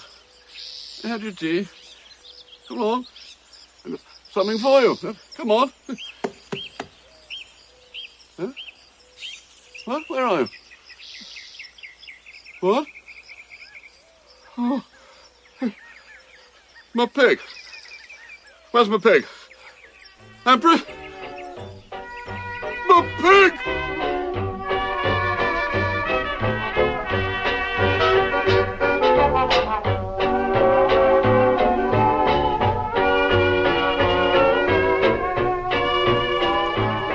Ickenham! Very man. What am I to do? Hemsworth, what's happened? Ickenham. Hemsworth, it's clear from your manner you're in the grip of some strong emotion. Can you spill it? What? It's my pig. The Empress of Blandings? Yes, my pig. What's happened? Sit down. What? Oh. I'd gone down to her sty, refreshed myself with an after-tea look at her. And? She's not there. She's gone. Gone? Yes. The sty was empty. Her bed had not been slept in. My pigman's searching the grounds now. I know who the culprit is. What? Who? Alaric, Duke of Dunstable. He told me he wanted my pig. Well, Emsworth, old chap, I doubt the Duke's the guilty party. Oh, what do you mean? Well, he's been in his room all afternoon. You sure? Absolutely. He retired there after lunch and hasn't been seen again. You don't say. And he couldn't have gone out into the garden through his bedroom window, because I know Baxter has been sitting on the lawn from 1:30 onwards. Baxter? You may recall that Baxter was not with us at lunch. Oh? He had a slight attack of dyspepsia and decided to skip the meal. Oh. Well, my condolences. The thing becomes one of the great historic mysteries, ranking with the case of the Marie Celeste. I do have a suggestion. What? Something to take your mind off the thing. Excellent method might be to play cards. Oh. Well, here's Mr. Mustard Pot, been sitting quietly. He'll give you a game. Mustard, I wouldn't be surprised if he doesn't happen to have a pack handy. Certainly, your lordships. Persian monarchs, perhaps? Oh. All right. I used to play a lot of it. Very well.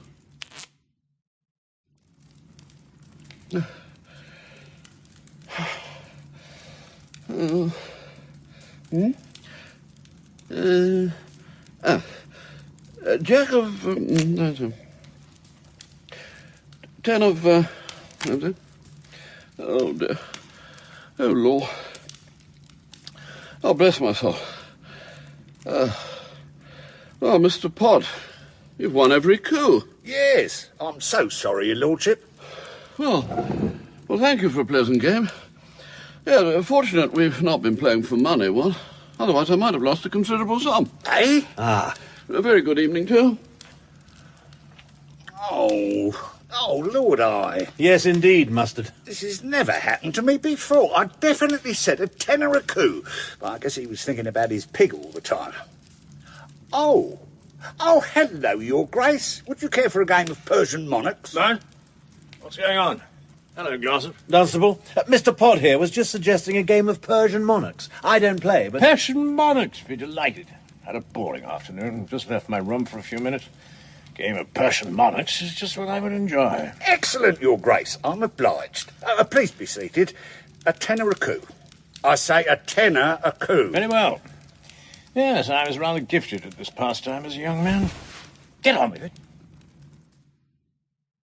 And I tell you, Pongo, Dunstable's claim to excellence at the game was proved to the hilt. Mark you, I don't think Mustard was at his best. That supreme effort with Emsworth had left him weak and listless. Dunstable took £300 off him in 10 minutes. It was Persian monarchs par excellence. I never expect to witness a finer display of pure science. £300? Paid right across the counter. Pot swears revenge, of course. But if Pot had all that on him, why didn't he give it to Polly? Not even for a daughter's sake would Mustard give up his working capital. Oh, so now what do we do? Oh, now, of course, we nip into the Duke's room and pinch the stuff. Pinch it? But you can't pinch money. Well, dash bad form, of course, I know. But I shall look upon it as a loan, to be paid back at irregular intervals. But dash it... It's got to be done. Polly's need is paramount. I look on her more like a daughter than a whatnot. I suppose my feelings towards her are roughly those of Emsworth towards his pig, and I'm not going to allow far-fetched scruples to stand in my way. So, as I say, we'll pinch the stuff. You aren't proposing to lug me into this? Lug you? Lug you? What an extraordinary expression. I had naturally supposed that you would be overjoyed to do your bit. But for you, Polly would have all the money she needs. Oh, golly. In a sense, you are morally bound to sit in. That's right, I suppose. Then you will? Of course, rather. Good. I'm relieved. Right. Dunstable, for some reason, is keeping closely to his room. It will be your task to flit about the lawn outside Dunstable's window singing The Bonny, Bonny Banks of Loch Lomond. Eh? Why? I'll explain all later. I now have to make a call on Mustard. I need to obtain from him 2 knockout drops. Oh, no. Oh, yes. You may leave this side of the thing to me with every confidence. I'm going to filch that 300 from the Duke's room, or my name isn't Roderick Glossop. Which of course it isn't. Your duties will not begin until after dinner.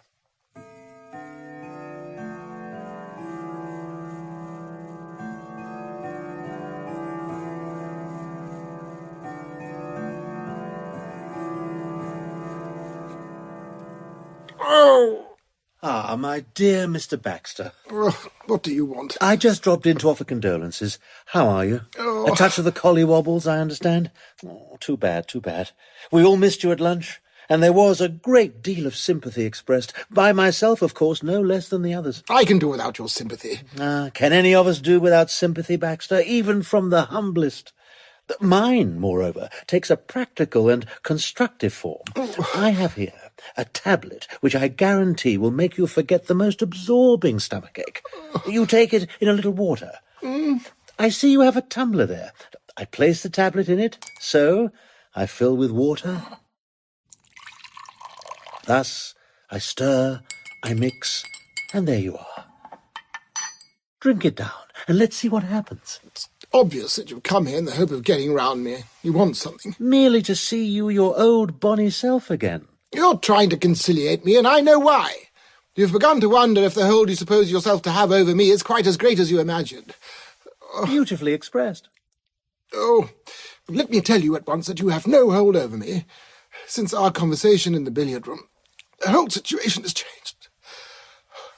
I have been able to perform a great service for my employer regarding a professional matter, with the result that I am no longer in danger of being dismissed for having gone to that ball.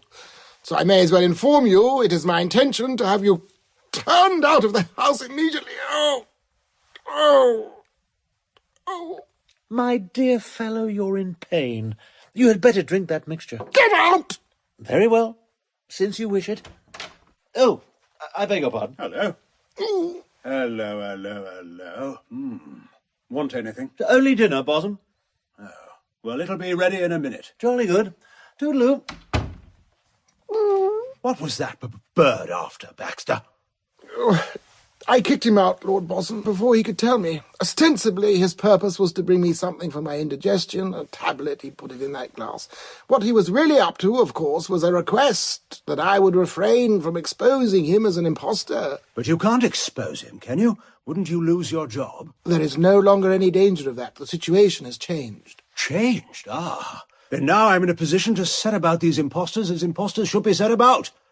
That's really official, is it? Quite. Oh. Anguish? No. If I were you, Baxter, I'd drink the stuff the blighter gave you.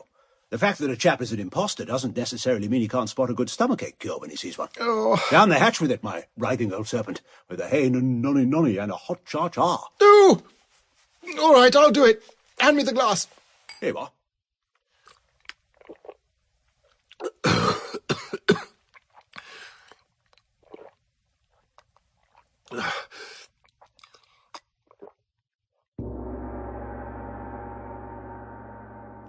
Aunt Connie! What? Bosom, I'm on my way to dinner. Are you intoxicated? Of course I'm not. Listen, Aunt Connie. You know those impostors? Impostors A, B, and C. M's and an F. Well, things are getting hot. Imposter A has just laid Baxter out cold with a knockout drop. What? I don't understand. Well, I can't make it any simpler. Imposter A has just slipped Baxter a Mickey Finn. It must mean that tonight's the night, that whatever dirty work they are contemplating will be done before tomorrow's sun has risen. Now, we'll go into dinner, but mark this, Aunt Connie, and mark it well. The moment we rise from the table, I get the governor's good old gun, and I lurk. I don't know what's up, and you don't know what's up, but the something is up sticks out a mile. Come along.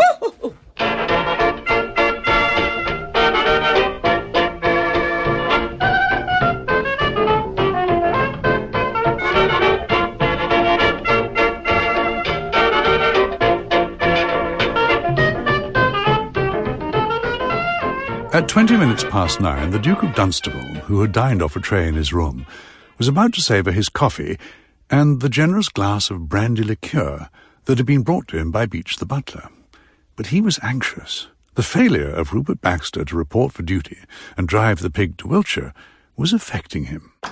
Baxter, where the devil... It's only me, Your Grace. Glossop, the brain chap. Good evening. I wonder if you could spare me a moment. What? It's about that money you won from that man. Pot is his name, I believe. What about it? I've been talking to him. He is most distressed. I beg your pardon? Yes, most distressed. It seems that, in a sense, the money was not his to gamble with. What do you mean? Robbed a till or something, did he? No. It was a sum which he had been saving up for his daughter's wedding portion, and now it's gone. What do you expect me to do about it? You wouldn't feel inclined to give it back? Give it back? I never heard of such a thing. Well, it would be a pity if his daughter were not able to get married. Why? She's engaged to a fine young poet. Poet? Don't talk to me about poets, scum of the earth. So you won't give the money back? No. And you'll have to go now. I'm expecting my secretary at any moment for an important conference. You haven't seen him anywhere, have you? I had a few words with him before dinner, but I've not seen him since.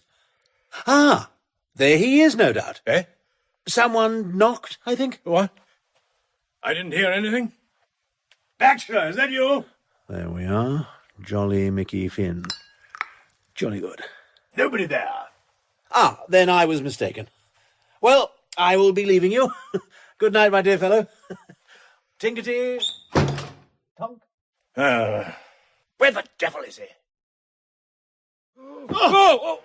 Oh, hello, Your Grace. I was just coming along to your suite. Eh? What do you mean? Well, seeing as how you like a nice card game, I wondered if you'd enjoy a game of Slippery Joe. It's Go to hell. I'm looking for my secretary. Oh. Well, if he's left the door open, £300 morally belonging to myself, so... Damn. Oh, no, wait a minute. Try the French windows. Let's see. Oh, too late anyway. There he is, back in his room. Close shave. Never mind. By yon bonny banks and by yon bonny braes, where the sun shines bright on Loch Lomond. What? Then What's that? Many happy Hey! days on the Hey, is that you, Baxter? Is that your signal? Where are you, dash it? Hey!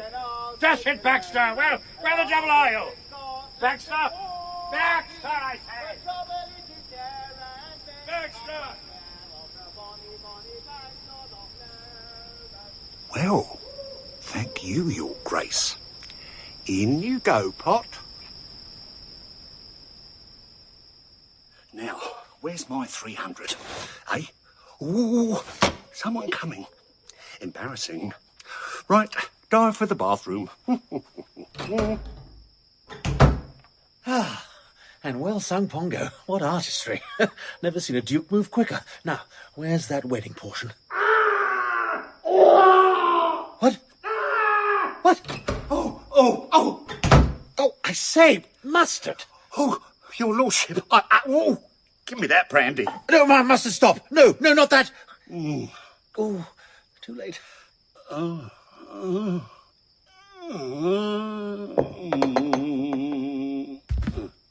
mustard. Oh, tut. Well.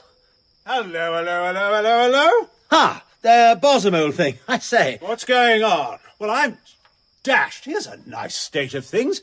By the way, impostor, this is my father's shotgun. I see so. You've put it across poor old Pot now, have you? That's a bit thick. We engage detectives at enormous expense, and as fast as we can get them in, you bowl them over with knockout drops. Ah, well. You jolly well get in there. Into that cupboard with you. Quick, and no back chat. Of course. Certainly, old chap. By all means. Here we are. Can I be of assistance, my lord? Beach, yes. Is that a corpse, my lord? No, probably not. Beach. My lord? Get a flock of footmen and have Mr. Pot taken up to his room, will you? Very good, my lord. Well, that's put a stopper on imposter A, but what about imposter B? Yoicks! The bathroom!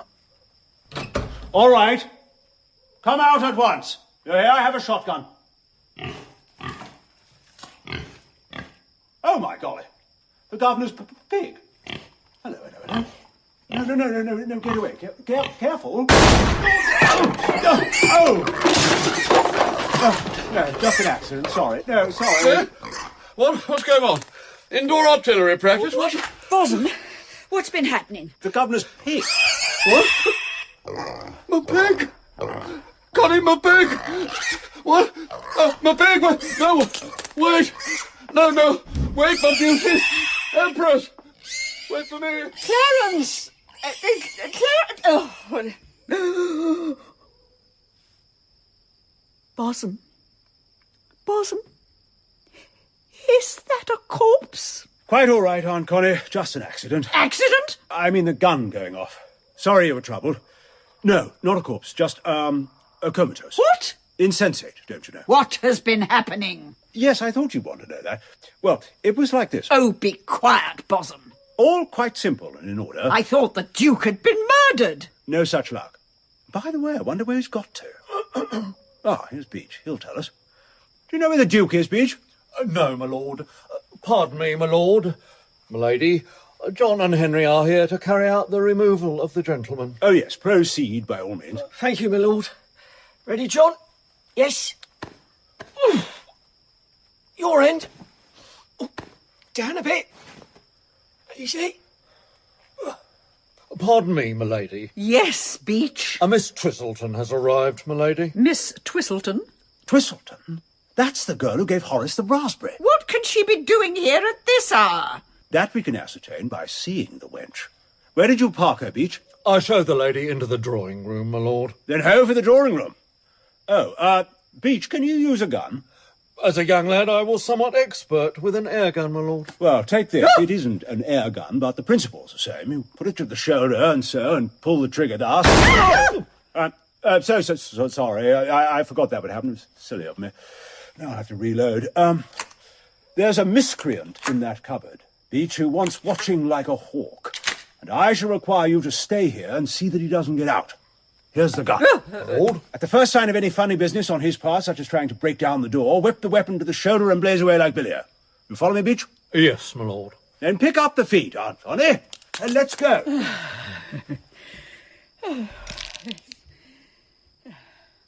there that we parted in yon bonny glen, on the steep, steep side of Bunloman, where in purple hue the highland hills we view, and the moon glints out in the gloaming.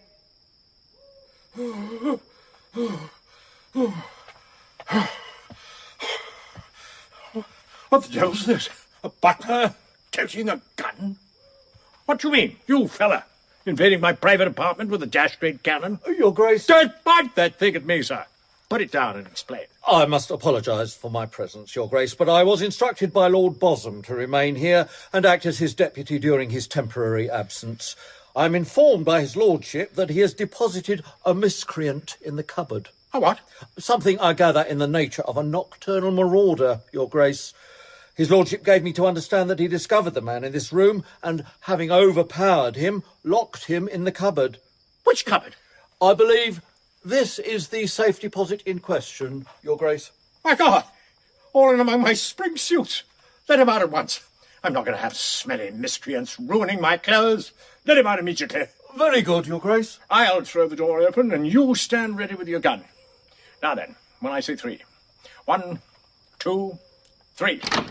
Ha ha! Good evening. Good Lord, it's the Bain chap. Ah, my dear Duke. Good evening once more. I wonder if I might use your hairbrush. The thatch has become a little disordered. Thank you. What on earth were you doing going into cupboards? I went in because I was requested to by the man behind the gun. I don't know how you feel about these things, my dear fellow, but my view is that when an impetuous young gentleman fingering the trigger of a gun tells you to go into a cupboard, it is best to humour him. But why did he tell you to go into the cupboard? Ah, there you take me into deep waters. He gave me no opportunity of inquiring. I mean, you're not a nocturnal marauder. No, I just called in for a chat with you. I'm going to get to the bottom of this. Hey, you, go and fetch Lord Bosom. Very good, Your Grace. In fact of the matter is, the whole family's potty. As I told you before, I just met Emsworth in the garden. His manner was most peculiar. He called me a pig-stealing pest and a number of other things. I made allowances, of course, for the fact that he's as mad as a hatter, but I shall leave tomorrow, and I shan't come here again. They'll miss me. Can't help that. Did Bosom shoot at you? No. He shot at someone. Yes, I heard a fusillade going on. The fellow oughtn't to be at large. Human life isn't safe. Ah, there he is. Thank you, Beach. My lord. Hey, you, Bosom. What the devil do you mean? Yes, I should be rather intrigued to make his acquaintance. Well, hello, all. What, Valerie? Where did you spring from? This, Alaric, is Miss Twistleton. Of course she's Miss Twistleton, I know that. Ah, she is Miss Twistleton, is she? You identify her? Of course I identify her. It's Valerie. My mistake. I thought she might be imposter D. Bosom, you're an idiot. Righto, Aunt Connie. Bosom, you're a damn fool. Righto, Duke. Chump. Righto, Miss Twistleton. It was just that it occurred to me that Miss Twistleton, though she said she was Miss Twistleton, might not be Miss Twistleton, but simply pretending to be Miss Twistleton in order to extricate imposter A from a nasty spot. But of course, if you're all solid on the fact of Miss Twistleton really being Miss Twistleton, my theory falls to the ground.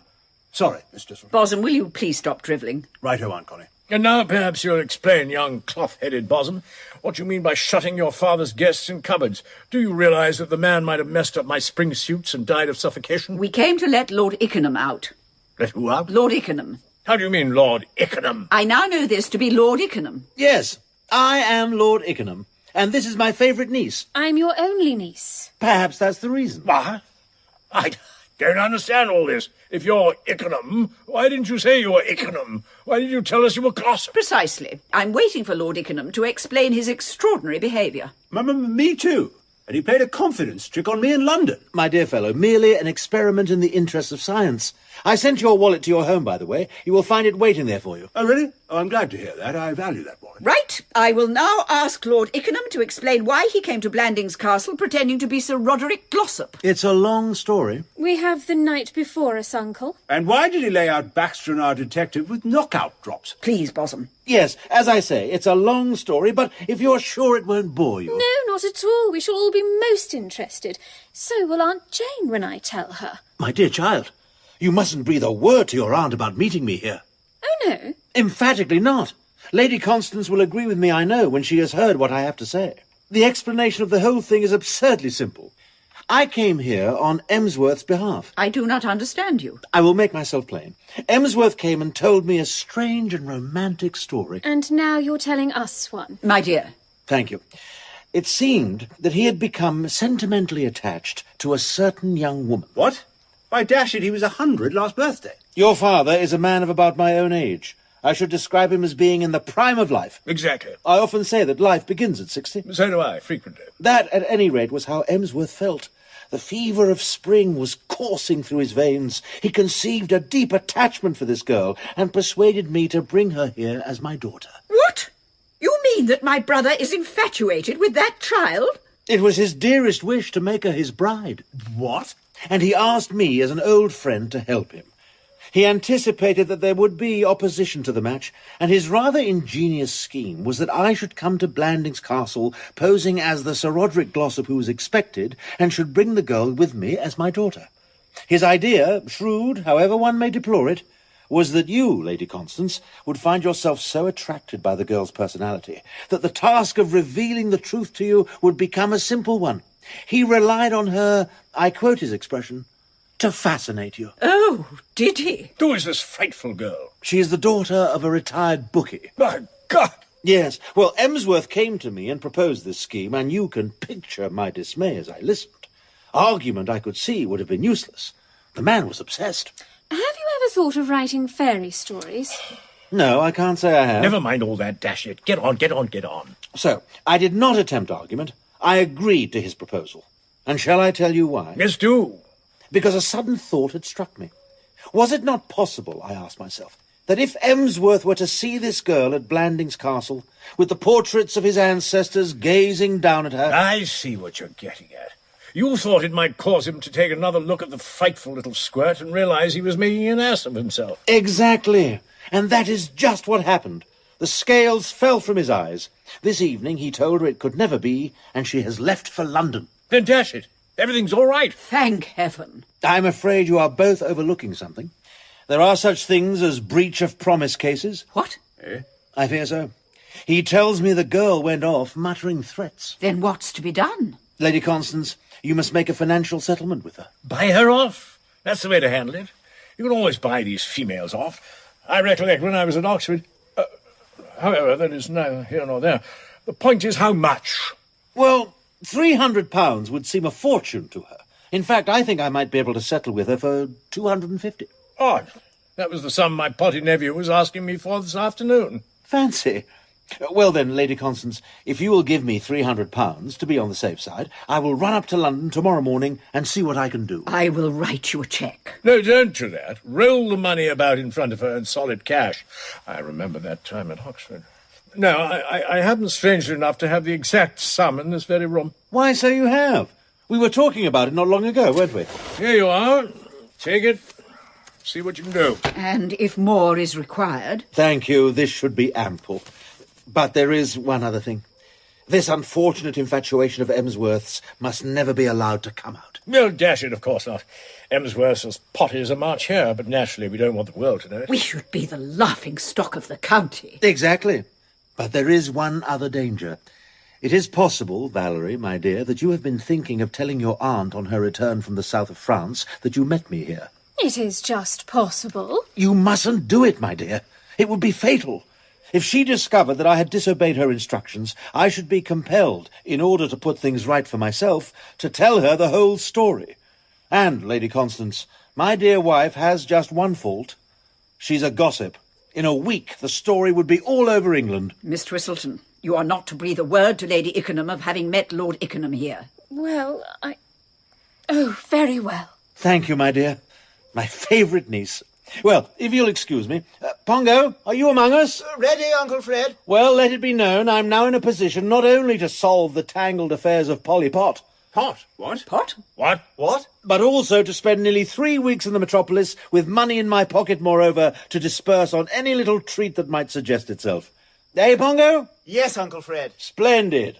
What a pleasure to be able to scatter sweetness and light, especially in London, in the springtime, when, it has to be said, I'm always at my best. By on bonny banks and by on bonny braes, where the sun shines bright on Loch Lomond, there me and my true love spent many happy days on the bonny, bonny banks of Loch Lomond. Oh, you'll take the high road and I'll take the low road, and I'll be in Scotland before ye. But trouble it is there, and many hearts are sere on the bonny, bonny banks of Loch Lomond.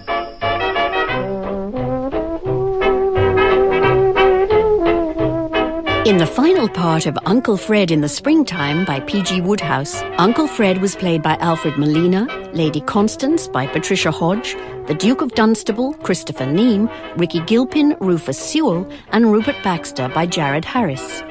Mustard Pot was played by Julian Holloway, Horace Davenport, Lloyd Owen, Lord Bosom, Simon Templeman, Pongo Twistleton, Matthew Wolfe. Polly Pot was played by Sophie Winkleman, and Valerie by Maura Quirk. Martin Jarvis played the Earl of Emsworth, Darren Richardson was the footman, the singing gardener, Mark Holden, and Kenneth Danziger played Beach the butler. Ian Ogilvy was the voice of P.G. Wodehouse. Uncle Fred in the Springtime was dramatised by Archie Scotney, directed by Martin Jarvis, and is a Jarvis and Ayres production for BBC Radio 4.